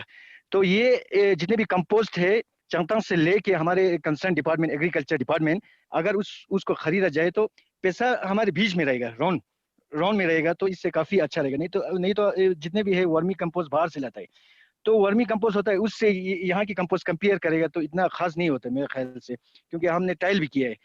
और थर्डली हम शाम एरिया का बात किया जाए तो वहाँ पे बहुत काफी एवरी कोड है, तो एवरी कोड का काफी बात किया जाता है, मगर इतना रेट नहीं है। ऑर्गेनिक फार्मिंग का काफी रेट बात किया जाता है, मगर वहाँ इतना रेट भी नहीं है। 600 रुपये 400 रुपये पर केजी देता है। आजकल होलसेलर पोलो ग्राउंड के बीच में है, तो वो टुक से 2-3 ये सेलर वहाँ पे बैठ के सेल कर रहे हैं, तो वो है ना 400 रुपये 300 रुपये 200 रुपये तक भी बेचते हैं। तो मेरे ख्याल से ऑर्गेनिक फार्मिंग का फायदा नहीं होगा। ऑर्गेनिक का फार्मिंग का फायदा अगर होगा तो उसको डबल रेट होना चाहिए।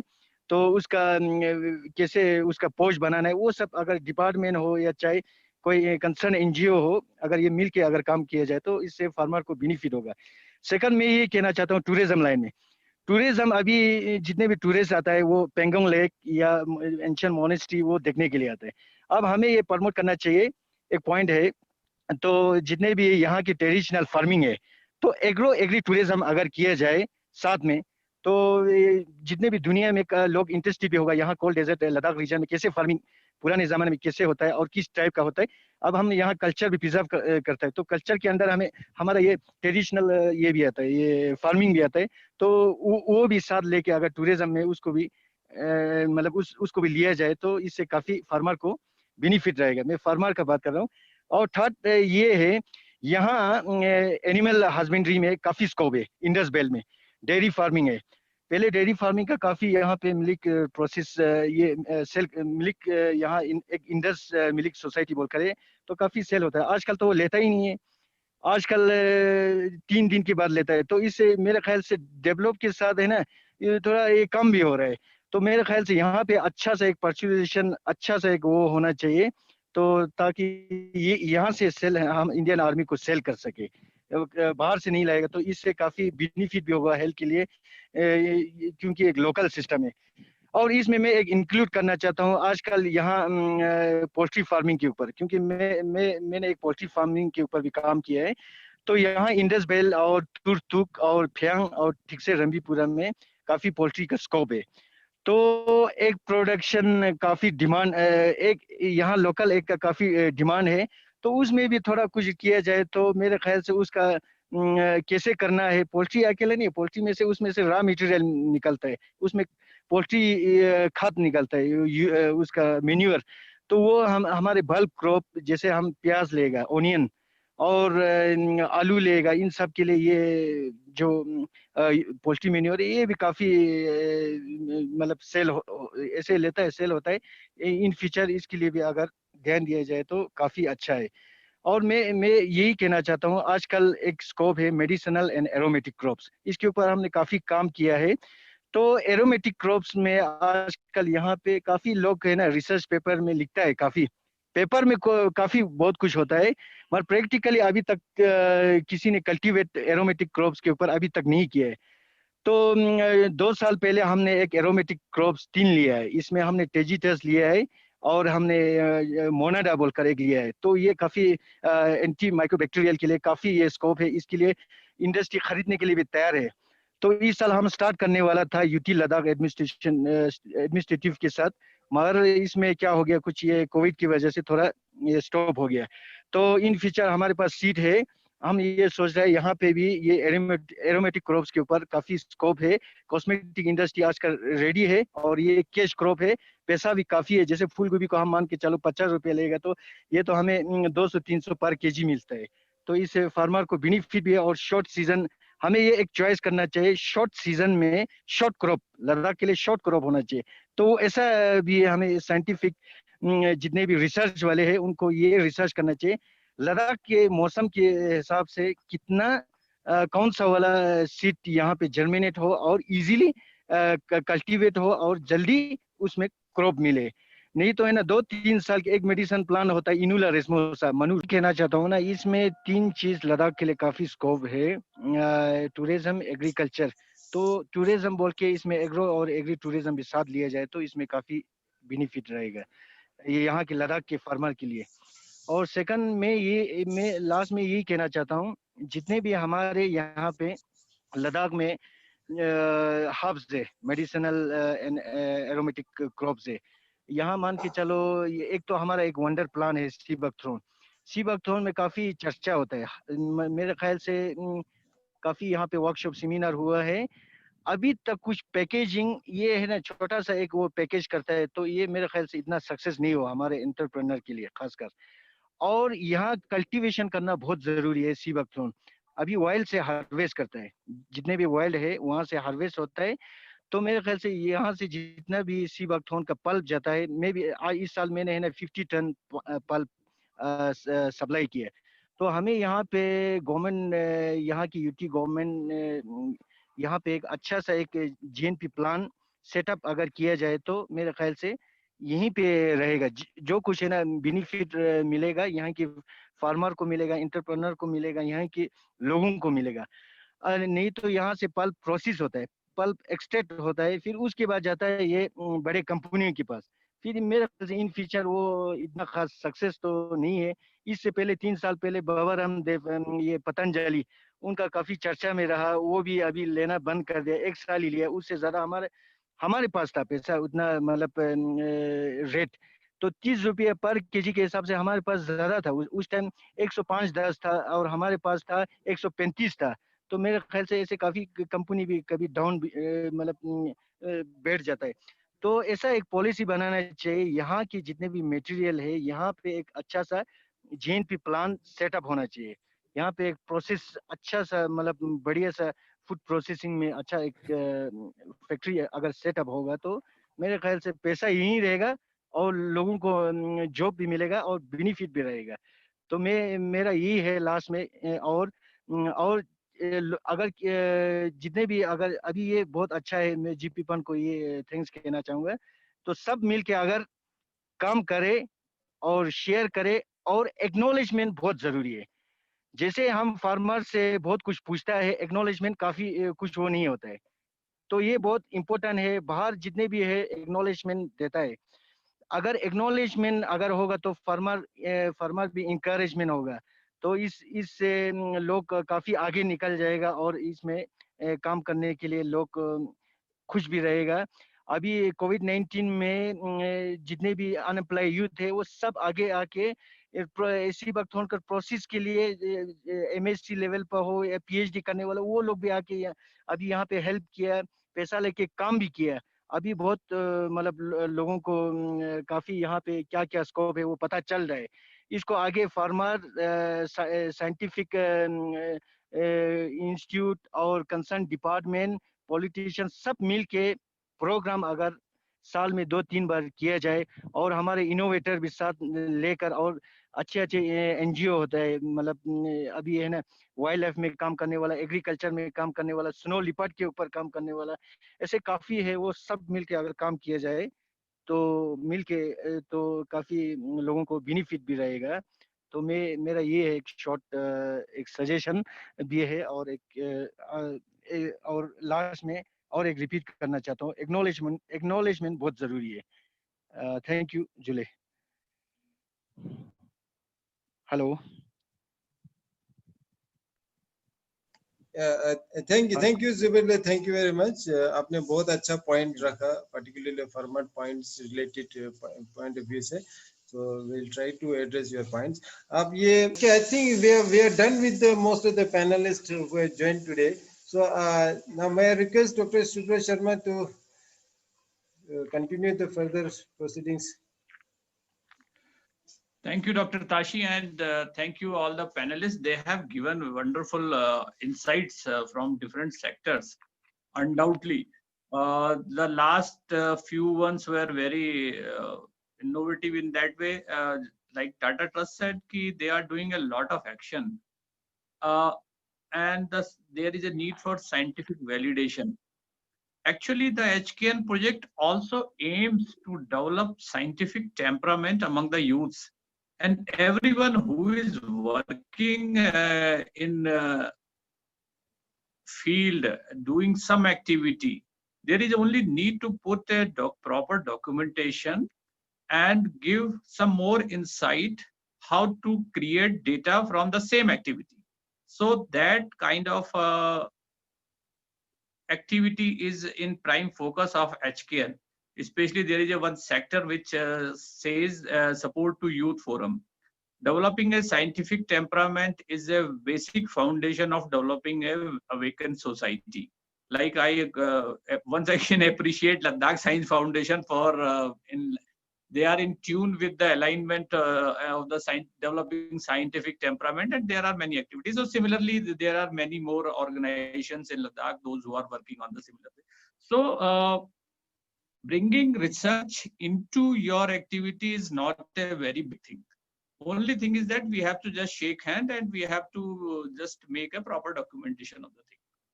Second thing, this bringing the farmer approach and acknowledgement, IPR especially, this is very important what Mr. Jubir said. Acknowledgement is certainly required. Whosoever does require some acknowledgement that this knowledge came from with this person or this farmer or something like that. So in that way, there are the few things we have listed a lot of things.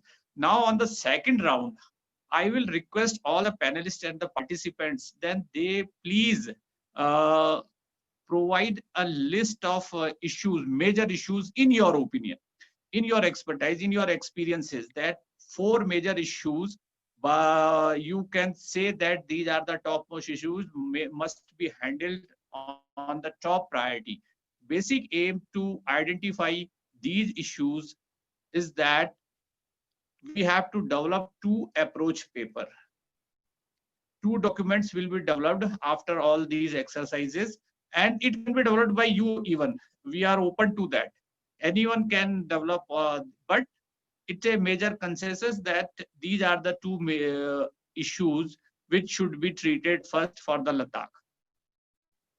So I request Dr. Tashi, please continue with the panelists with the aim that identify 4 issues in their perspective, in thoughts, in their experiences. Those are the most important. Then we can filter out those 4 issues into the 2, and we can develop base papers on the gap analysis and existing knowledge and all other sort of things. Please, Dr. Tashi. Yeah, thank you, Dr. Subrat sir. Now we have completed the first round. Where most of the of you have given very valuable inputs, and we have noted down the inputs, and obviously this will go into the documents. So now, as sir just said, like we have to filter out the 4 major issues which you think which is really concern and which help in with, making the document, and which you feel is the most important to address to the policymakers. So now we will go with this round. Now, may I request Dr. Namgyal to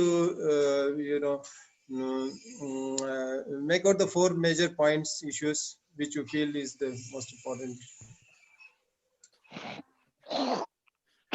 Yeah, thank you so much. It was really eye-opening to listen to so many perspectives and views, especially with the knowledge management and knowledge status in Ladakh. So the issues, one thing that I really would like to bring to the fore is that all the knowledge that we have accumulated till now has been mostly inspired by the Western way of thinking, the school system that we are coming from, and all the research activities that we carry out today influenced by the Western way of thinking. And we really have very rich system and a rich repository of information and knowledge in our Eastern system. And that is something that we haven't been able to tap into. And one thing that's, that is a challenge is how to access that knowledge actually. And so, I mean, in this whole system, I think we also need to make the monastic community a very important node in this network, the knowledge network, because they really have a huge repository of information in the religious text. So that's, I mean, that's with Buddhism, for that matter, any other religion, Islam, Christianity, and all the other knowledge Himalayas, we need to bring all that knowledge system together, all the wisdom, bring out the wisdom and try to implement and use that to develop the Himalayas more sustainably and have a happier society compared to many other places in the world. I think that can really make it can make it happen if we access all these knowledge system. And so there's this dichotomy, external development and internal development. So what we are focusing with this knowledge system is mostly that the Western way of thinking is the external development, and what we are lacking is the internal development. And that internal development is talked more in the traditional knowledge, the traditional texts, not just day-to-day agricultural farming, that sort of knowledge, but basically how to reduce the grid system. A great Indian philosopher Nagarjuna had said that he is the richest person in the world who knows his upper limit, the upper bound of his wealth accumulation. If people don't know that upper limit, then we'll be just kind of sucked into this cycle of really wanting more and more, and creating a system that is not very friendly for humans as well as wildlife and all the other sentient beings. So that's a more holistic thinking. I think that's the knowledge system that we need to create and try to derive wisdom from that rich knowledge. So that's the issue that I really wanted to bring to the fore. And so all of us need to work together to create this balance between the Western way of thinking and the Eastern way of thinking. So that's the first thing. The second thing is the research temperament, scientific temperament, which Dr. Subrat already mentioned that, Tashi is really doing a great job in that. I have been trying to help as much as possible, but we need to do that more. What we need basically is that inculcate that scientific temperament in students in college. There are a lot of students in college who really wants to do something for the society, for the environment, but they don't know what.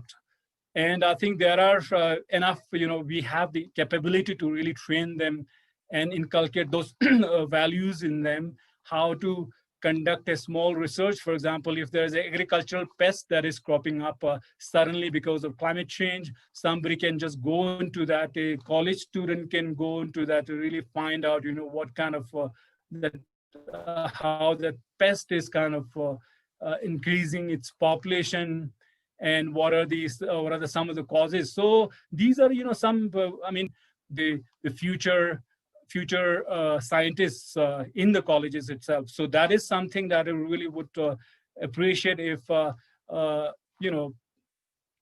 G.B Panth and Ladakh Science Foundation and similar many like-minded organizations and people come together and really give this training to the students. The third, I would like to, the issue is that there is not much communication among organizations, be it governmental organizations and non-governmental organizations. So we need to do this more. We need to come together.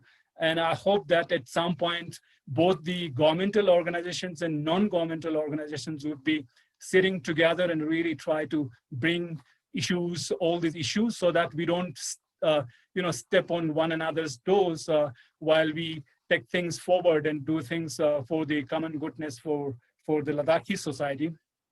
And the third one and the fourth one is the issue is, of course, a central location. Manisha rightly pointed out that, there's no location where people can go and access some of this information and knowledge and wisdom. And I think in this, if G.B Panth, I don't know if it is already existing in the other Himalayan states, but if the digital platform can be created, without much of an effort and investment, while the physical library will take time. So I think that, that is an issue for me. Can we just create this website, site where we have all the information categorized into these thematic groups that we talked about, organization, they can just go straight to that website and access that information, which will help in generating further knowledge through research and all the other activities that various people talked throughout the session. So yeah, these are my 4 points, Tashi. Thank you, Dr. Namgil sir. Now, Monisha ji, madam. No, I think I've written in the chat, I think we'd like a little bit of time before we make 4 suggestions.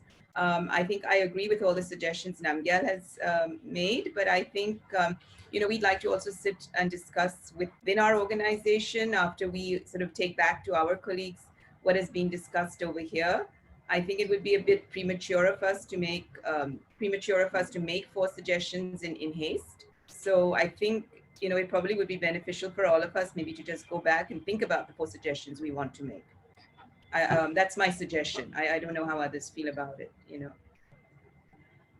Okay. Thank you, Mashaji. Now, Rigzin Sigmul.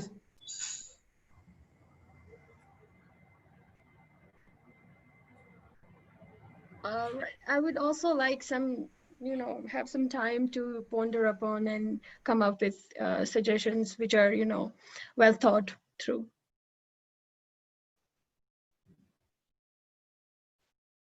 Would it be okay if I mail it or if I sort of compile it and send it to you or something? You can mail it later on. Yeah, sure. Yeah. Thank you. Now, next, health, INC health. I forgot. Sorry, I forgot your name. Take off my mask. Yeah, Julie. Yeah. I agree with Rigzin and Monisha. What I think might be really nice is if we can email suggestions into a loop and then look at each other's suggestions and maybe come back together after 2 weeks and have a 30-minute discussion looking at all these organizations' ideas. And I know we'd really like to go out to the remote villages and bring have a discussion with the villagers and the students and the future scientists there and bring their ideas back to this forum.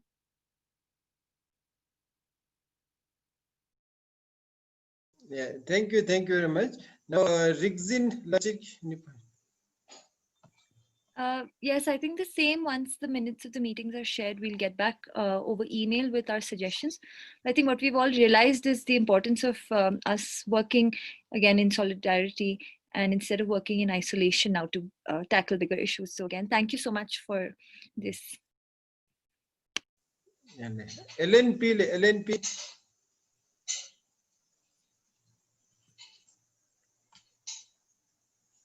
LNP. Land Nutrition Project. Yeah, Julie, I'm presenting Land Nutrition Project. My name is Padma.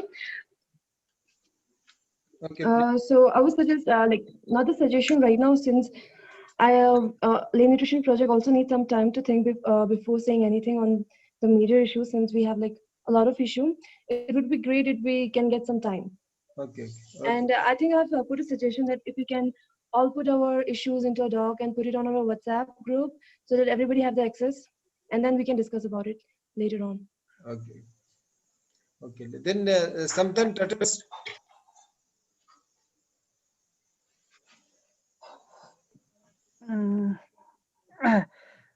for research, we have listed a few issues which needs further discussion and in-depth study. For instance, high incidence of pest on horticulture crops.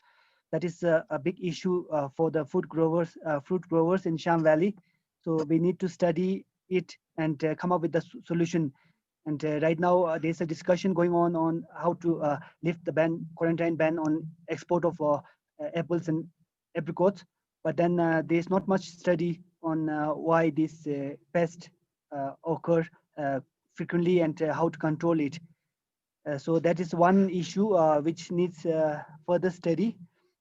And productivity, we are talking about introducing cash crops, high value crops, but then what is their productivity? Which crops works well, which doesn't work well? So from laboratories, we have to take it through the field and do more of experiment in the field.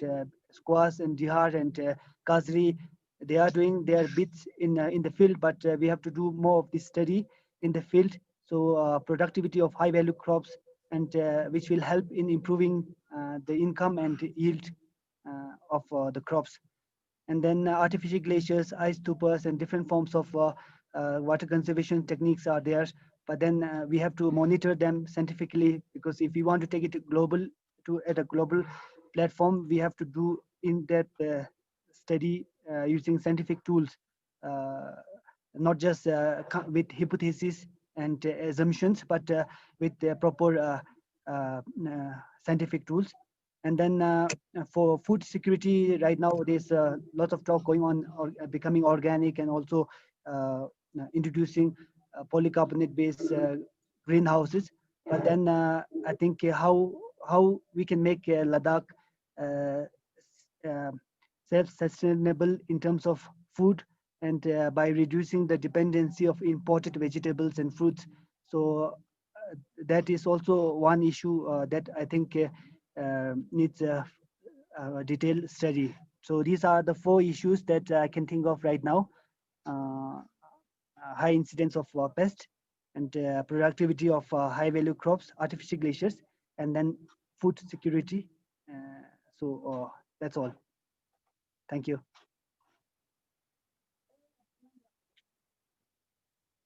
Now next, Lobsang just concluding with 4 points.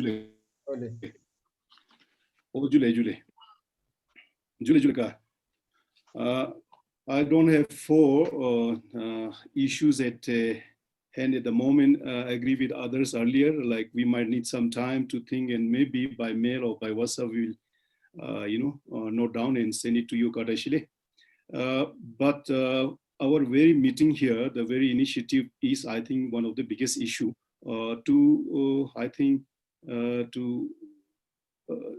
our coming together here, I think, is because of issues like there are no networking among the research institutes, universities, or organizations across the Himalaya in the 13 states and UTs. I think this is one issue. Concentrating on Ladakh, Again, I would say if our issues are related to this research and development data, experience sharing, in that case, yes, we have already touched that one of the major issue, that is inaccessibility of the data. And in Dr. Suresh's data, I have not seen whether the papers are by Indians or foreigners or local Ladakhis or Kashmiris, Himachalis. So this will also help to see how many of our locals have also participated in the research data. So somewhere inaccessibility of data research experiences for the ones, those who need, like earlier Tata Institute Chopel was saying, there is a gap, there is a big gap when you are executing a project program, but then your data are not available. Or if there are, I think you have to pay, or it is a kind of, there is an issue there. And then I found another interesting thing from the data that we have seen as well. The biased attitude towards subject of the study, data's informations, the research that you do. For example, I took because I work for the birds of Ladakh, our organization is named after birds. Black-necked crane is, we are proposing it as a state part of Ladakh as well. So that is a flagship bird. So there are so many studies, researches done on black-necked cranes, which is very good, justifiably good. But on the other hand, there are many other birds in the region which need also attention and some research data. So somebody can study that and then see the impact of whatever the reason. So this is not happening. And Dr. Namgyal will agree with me. When it comes to the wildlife, I think snow leopard is the flagship animal that everybody loves, everybody knows, everybody loves to take photograph of. But then other animals like Pallas's kit, Eurasian lynx, sand fox, we call Sili in Ladakhi. For example, we spotted that in Chokar a few times. For the first time in Ladakh, we have such a good photographs as well, visual photographs. So nobody studied that. So kind of somewhere, I think it is precedented that wherever there is a demand for study and paper, these data's informations are needed, required, or it is a trend that we study about the snow leopard, black-necked crane, or if we study about plants, ladder, or whatever, some special, some flagship plants. And so what I see is the biased, again, kind of may not be intentional, but the requirements may not be out there at the end. So biased attitude towards the subject of our study, research, data, information collection. And this may not be the second point or third point, but overall, for me, it has been always a big issue. It has been, I'm always vocal in expressing critically that all the data, information, research, whatever, the value of this information, data, research are so much, it should guide, it should guide the policies, and it should be there on the ground. But the breach that we talked about again, it is a repetition again, but then we have no other way around. So there is a research and the roadmap, guidelines, and there is the program, and there is in between, the link is not there. So the link is broken. So somewhere, earlier one of the panelists have spoken about making groups 1, 2, 3, and in one group, a part of the Himalayan knowledge network, it could be one that takes care of this linking thing, linking, what we have already, 3,174, and they should be really useful. They should be practically put into, put on the ground through projects and programs, which is not happening. So these are my feedback. Overall, I think we have to open up. As in the Birds Club, what we did is we have opened up our whatever little we know to the youths of Ladakh first, then the youths of India, youths of UT-Ladakh, and the rest of the world. And when we accept membership, for example, priority is the youth, younger generation, younger more. So open it up, open up the data's information, research papers to the needy, to the required departments, required executing agencies, to the NGOs as well. So then the cooperation among the NGOs should be really good, because what we saw what I saw, sorry, it is my personal view. Very often, you stay there, I stay there. You are here, I am there. And there is a program there concerned with me, but I'm not there. There's a program concerned with Kartashile, space research, you are not there among the 3 panelists or among the 5 panelists. There is a agriculture, like Zubair said, acknowledgement is not there. So these kind of things which we need to talk on the plate. Of course, we have been talking. These are the issues. So thank you so much. It has been really the very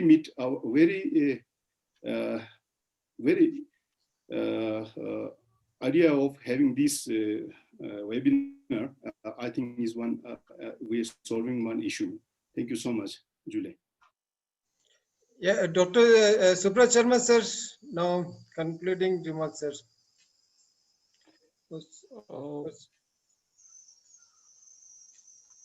I suggest Dr. Suresh to give some thoughts or whatever our panelist has given the time and their experience, rich experiences they have shared. I think you can also talk something. Okay, Dr. Suresh ji. Okay, sir. Thank you very much. All the insights from all the panelists were very excited, very exciting. So I would like to first highlight a few points. For example, Dr. Lobzang was asking about what was the shifting cultivation. So shifting cultivation is mainly for northern eastern region. Okay, so that part from Niti Aayog was particularly from northeast Himalayan states like Nagaland, Mizoram. So shifting cultivation is a major issue there. So that was specifically for tackling the northeastern issue. And about the database, your guest was very right. So G.B Panth have already conducted a review of all the literature on biodiversity. So, but it was not all the subjects. It was only biodiversity where more than 30,000 papers have been published from Himalaya, from the 13 states of Himalaya, and more than 5,000 PhD theses and more than 4,000 books have been published on the Himalayan biodiversity. But for Ladakh, 3,000 was from all the aspects, like from social sciences, from earth sciences, from biodiversity. So the actual literature from Himalaya is even more. So, and because we have already compiled all this information, so all this, at least all this information will be put together in the form of a web portal within maybe next 6 months or 1 year for the complete Himalaya. So Ladakh will be part of this. But the real challenge is to compile or collate the information which is available in this huge amount of literature. So that is the real challenge. We have a list of all the publications which we can say the bibliography, but we have to come up with a solution so that a network so that we can compile or collate all the information available in those publications, not only the list of the publications, because what really matters is the information which is published in the research papers, in the books, in the reports, in the theses, so which can ultimately be helpful for the policy making, for making the well-informed decisions. So the basic aim of this HKN project is to compile all those information from literature, from the experiences of the institutions, from the indigenous communities, from local people. So for Ladakh, we need to designate a particular organization with similar kind of objectives so that we can at least have a nominated organization which can look after and which can help in networking across the government agencies, across the academic institutions, and across the NGOs. And we did some research, and in most of the other states, usually the state science council, like DST of the state, is usually designated as the nodal agency. But as we all know, for Ladakh, we don't still have any state science council. It's still in the stage of its formation. So we don't have that organization, so we can't designate an government department for being like the nodal agency or the chapter of HKN. So we have decided that we need a consensus among all the NGOs so that we can designate one NGO as the nodal agency or the HKN state chapter. And we believe, maybe it is a surprise for Dr. Tashi, but we believe that Dr. Tashi, the Ladakh Science Foundation have very similar objectives. They are promoting the scientific aptitude among the youth. They are very good in networking and collaboration. So if it is suitable for everyone, if it is agreeable, we would like to have Ladakh Science Foundation at the HKN state chapter for Ladakh. So we need your suggestions and your agreement on this for that, because it is a collaborative network program and we need consensus from all. So it is from suggestion from our side. So we would like to get your inputs from it. Dr. Suraj, that would be nice if I had a full-fledged team to work and a station in Ladakh. Okay, I definitely love to contribute. To do that, maybe another 15 years we have to wait till my retirement. Okay, so no, but background support will always be from us, from our side. See, we need a nevertheless, local organization which is good. Yeah, what I suggest is if somebody comes voluntarily among the NGOs to support G.B Panth, even though the Ladakh Science Foundation just 1 year back it's registered, we have a long dreams, big dreams and big objective to realize that it's separated like a science and technology department, but it is not possible to fulfill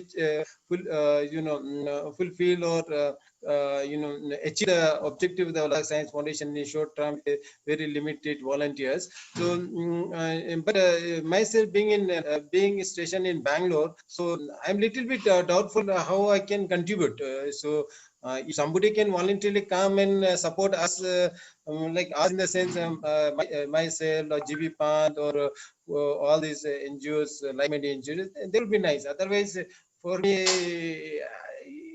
yeah, I definitely love to do it, but there is some technical problem being of the not physical being in Ladakh.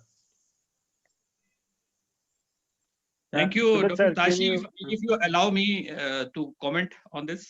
Yeah, please, sir. Dr. Tashi, can I say something? Yes, sir. Actually, this proposal, sir, just confirm, basically just to clear the things what Dr. Suresh said, it is just a proposal. Anybody, you said very rightly, anybody who can come forward voluntarily, we can host this Ladakh chapter of HKN. And the technical support will be certainly from the G.B Panth Institute for few years. So in that there is no issue of basically this is the matter saying that I think just an proposal. There is nothing like that. It is fixed. If you agree, this is fine. If someone else agree, is fine. Basically, it's just a handshaking with the G.B Panth Institute and developing a capacity within the Ladakh for for this knowledge network development. But whosoever takes this, accept this responsibility, that organization has to be a committed requirement. That's all. And handholding will be certainly there, and support will be certainly there. So that was from my side, please. Can I come in, Dr. Sir? Yes. Dr. Chile, your presence may not be required, since you said you have just started the organization in 1 year before register. I would still go with Suresh Ranaji if the objective research science, everything, all come together, and I think suitable organization. I will still request Kartashi to think over it again, and then ask some volunteers in the organization who can do the job here, whereas you are staying outside. Of course, 15 years of long wait cannot happen. But then you have to say yes or no. I would also think that this goes along quite okay, because it is all about science, it is all about research, it's a science foundation, and this goes. I'm with Dr. Suresh Ranaji in proposing Kartashi and the Ladakh Science Foundation for this. But then there definitely can be other options as well. I don't know. Yeah, this was my suggestion. Thank you. With the others' views, Surajji. Yes, sir. I think many of the participants have. Lachik, do you have anything to say on the proposal? I also completely agree with Kalobzang on the fact that it just completely only makes sense for the Ladakh Science Foundation to take this up. But if there's any support that we as other organizations can also help you with, we'd be happy to do so. Yeah, so there will be like more such series of webinars or maybe physical meetings also in future. So that will be like, it's not just one webinar. We have to actually develop a network who are like working together. We need to come up with various data formats or various other setups so that we can collate the data information. And we need to come up with the design of a portal so that we will have all the information at one place. So there will be like continuous series of meetings, but we need at least at one nominated nodal agency. So yeah, that is just like the proposal in the beginning, so that we can go forward with this. That actually we'll support you as other, I mean, whatever expertise we have in our field, we'll support you in whatever way. I don't think you have to be physically present here. That's one thing the pandemic has also taught us, that a lot of work can be done remotely. So I don't think you should worry about not being present here physically, but it only makes sense for you to take this up. Lachik, you said very rightly that one organization can host HKN, but many other organizations are the part of the HKN. So whatever the capacity, whatever the expertise I have, you have, or someone has, they can be part of this. But for the making the things on move, we require a one host institution. That's all. And handshake, technical support, and some other supports will be always there, whosoever is taking this responsibility. So, and I think we can take. Can I assume it's like a chairman of the some committee, heading the committee chair?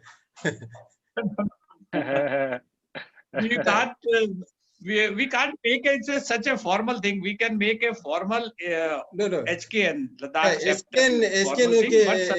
HKN chapter, okay, some focal point, okay, head, like something, then it's okay, because it's we all are collectively will be doing. So maybe okay, I can take the lead. So that way it's okay, fine. But the responsibility comes, okay, HKN Science Foundation has to do everything, then it becomes, because I don't have that much manpower to do it. No, don't worry about that. But whosoever is sitting here today and tomorrow, some few more will be there. So all of us will be the part of that, and everybody has some role to play in it. We are just saying that just to initiate activities and coordinating the things, we require a host institution. It is not that alone LHS is doing the things. Everyone, you, me, all the participants today, all are the part of the HKN, and we will do the things together. This is the basic aim, that bringing everyone on the same platform for the cause of the Ladakh. That's all. I think Rigzin from Sikmol, she's also online. So can we have her views also? Rigzin, can you hear us? Some network issue maybe. It is now. Yeah, I think some network issue. Yeah, network issue. Okay, sir. Maybe in the initial time, okay, I will accept it, and I thank you very much for giving me the opportunity. I'll try my level best to work with all of you, and we'll try to put all our concern of Ladakh ahead of our personal agenda. So we'll try to make a very good recommendation, or we'll try to form much more subcommittees to look into the minute aspect of the things what we discussed today, and what will come out in the due course of time. So that way, and I have very small team at Ladakh, so that they are also very active, and more than that, I need support from all of you, particularly like a major organization like a Sigmol, LNP, LIHO, then in Ladakh. Like there are many organizations who have worked for the sake of the Ladakh for many years. Obviously, their experience, their expertise, we will try to get them into the one platform, and we'll try to see how we can give much better, perspective of the scientific perspective. Now, earlier for the many years, I have been stressing on the need of a separate science and technology department or something like that in the Ladakh. Okay, the one in the as well J&K state, the time from my level I tried, but nothing much happened. Now with the we new UT setup, things will move forward, particularly like Niti Ayog appointing and setting up the Ladakh Regional Center of G.B Panth National Institute of Himalayan Enviornment is really a step towards this. When the moment the governor announced, I think it was the Independence Day time, governor announced the G.B Panth Institute with the scientific organization, for the UT-Ladakh. I was really thrilled, and it was very like a dream come true. So this institution being appointed by the Niti Ayog, so it has a major role, and their views will be accepted by the policymakers and the government. So we are not like a separate independent like NGOs or working groups. So now we are indirectly a part of the government. So that way, it's very I think very optimistic that whatever we suggest, whatever we deliberate, and finally what are the recommendation we put forward, definitely most of things will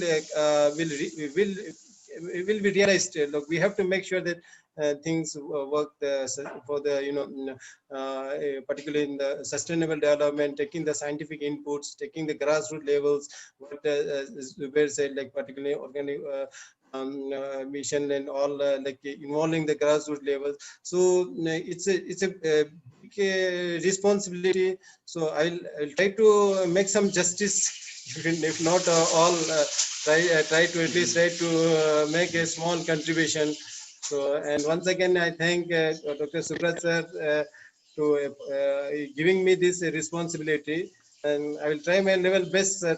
And I need support, particularly from G.B Panth Institute and all of you. Let's see, we'll try to make some contribution to the society. Yeah, can we hear the views of Rigzin? Rigzin from Sigmol. She's online. She's the only person left here. So, Rigzin, can you hear us? I'm extremely sorry. I was connected for some time, so I'm not really sure where you guys are. Okay. Yeah. So we are proposing LSF Ladakh Science Foundation as the nodal chapter for HKN project. So, and we need consensus among all the NGOs or among all the organizations, because LSF has similar objectives. They are very active in promoting the scientific culture in Ladakh. So what are your views? Like, will it be a suitable organization to be nominated as Ladakh chapter? Yeah, definitely. I agree. Okay, yeah. I agree. I mean, that would be great, I think. But whatever support that you need from other NGO, we would be, always there to sort of, support in whatever capacity. Yeah, sure. So I will prepare the detailed minutes of meeting of this webinar, and also I will add the overall framework for the implementation of HKN in Ladakh, and the document will be shared with everyone, and we will need your inputs also on the document, including the 4 major issues which need to be addressed in Ladakh, so that we can come up with status documents on the 2 PRT thematic areas in the beginning. So we will be in touch with everyone. Thank you very much. Yeah, thank you. Dr. Suresh, one question. The 4 major issues it relates to research, data, yes, isn't it? Otherwise, people will come up with different issues. There are thousands of issues, wildlife issues, conservation issues, like tourism issues, the climate change issues. But it has to be specific to what the four points that we had, status of research in is it on No, these issues so or generally what the the issues big which are mostly related to the like policy making and stuff. So like environmental issues, I think. Sir, Subrat sir, am I right? I will say in a different way. This exercise is the important thing for the Ladakh, in your opinion. It could be anything. It could be wildlife, it could be social thing, it could be environmental, it could be anything. So we are basically listing the top priority issues. After that, we will consult all the other stakeholders, whatever their opinion is on that, then we will be filtered only two. On these two special issues, like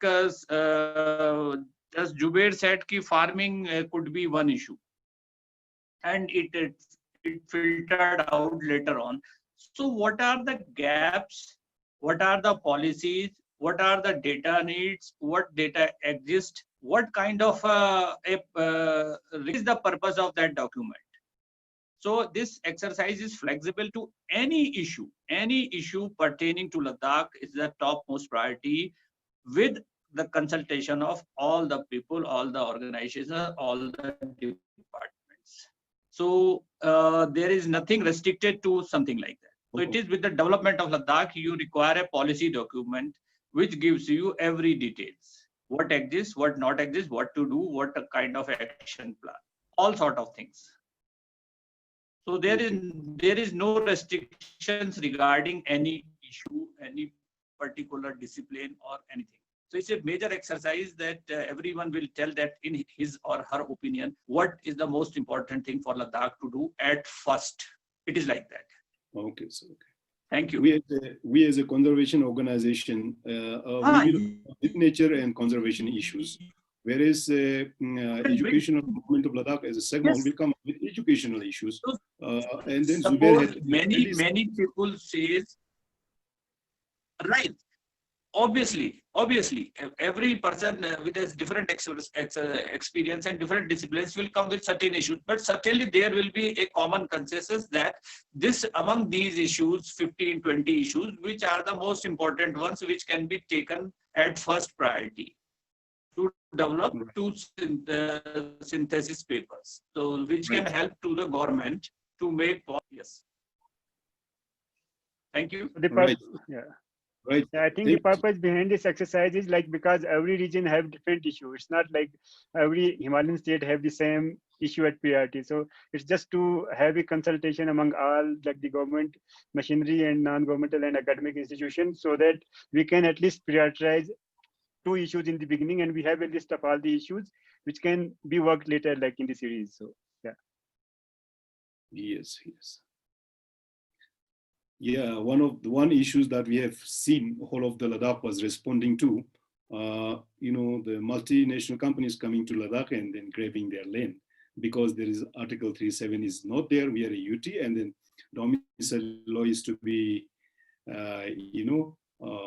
it's in the pipeline or waiting, or the 6th schedule. So it is understood that whole of Ladakh, especially Leh district, 80-90% of the population response is towards some kind of insecurity towards their, the big issue that everyone is putting on the, profile that Ladakh 6th schedule. It is 6th schedule is nothing but number one is about land, that ownership. So should I say, this should be one of the issues I think everybody will touch. Then of course on the 3rd or 4th, the environmental issues is there to conservation of the nature in the 6th schedule lineup. So that's why I was not clear whether it was about data research and paper or it was generally. Now, thank you so much, Dr. Subratji. I got your point. So if it is a major response from all Ladakh, then it will be about, safeguard of the lands that they have. And I, as a conservation representing conservation organization, I would say recently the administration has been rationalizing the boundaries, wildlife boundaries.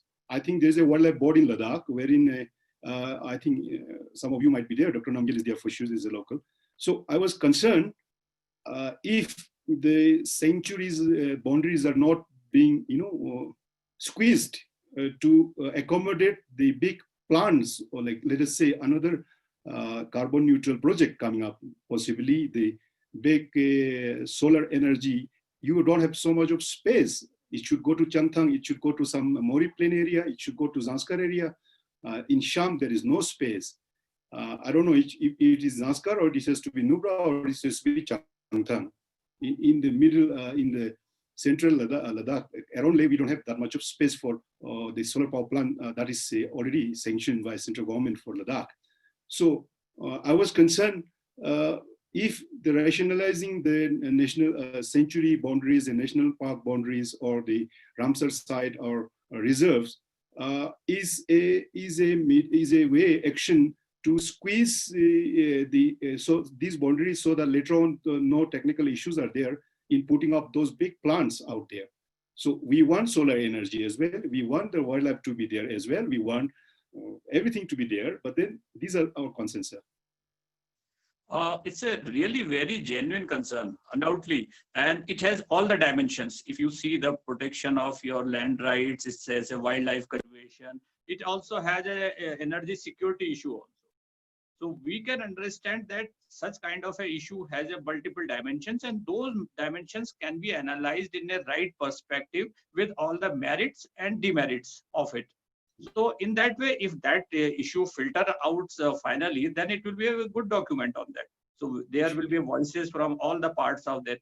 You have one concern regarding the land protection. Someone has the right, concern about to build, develop the things here.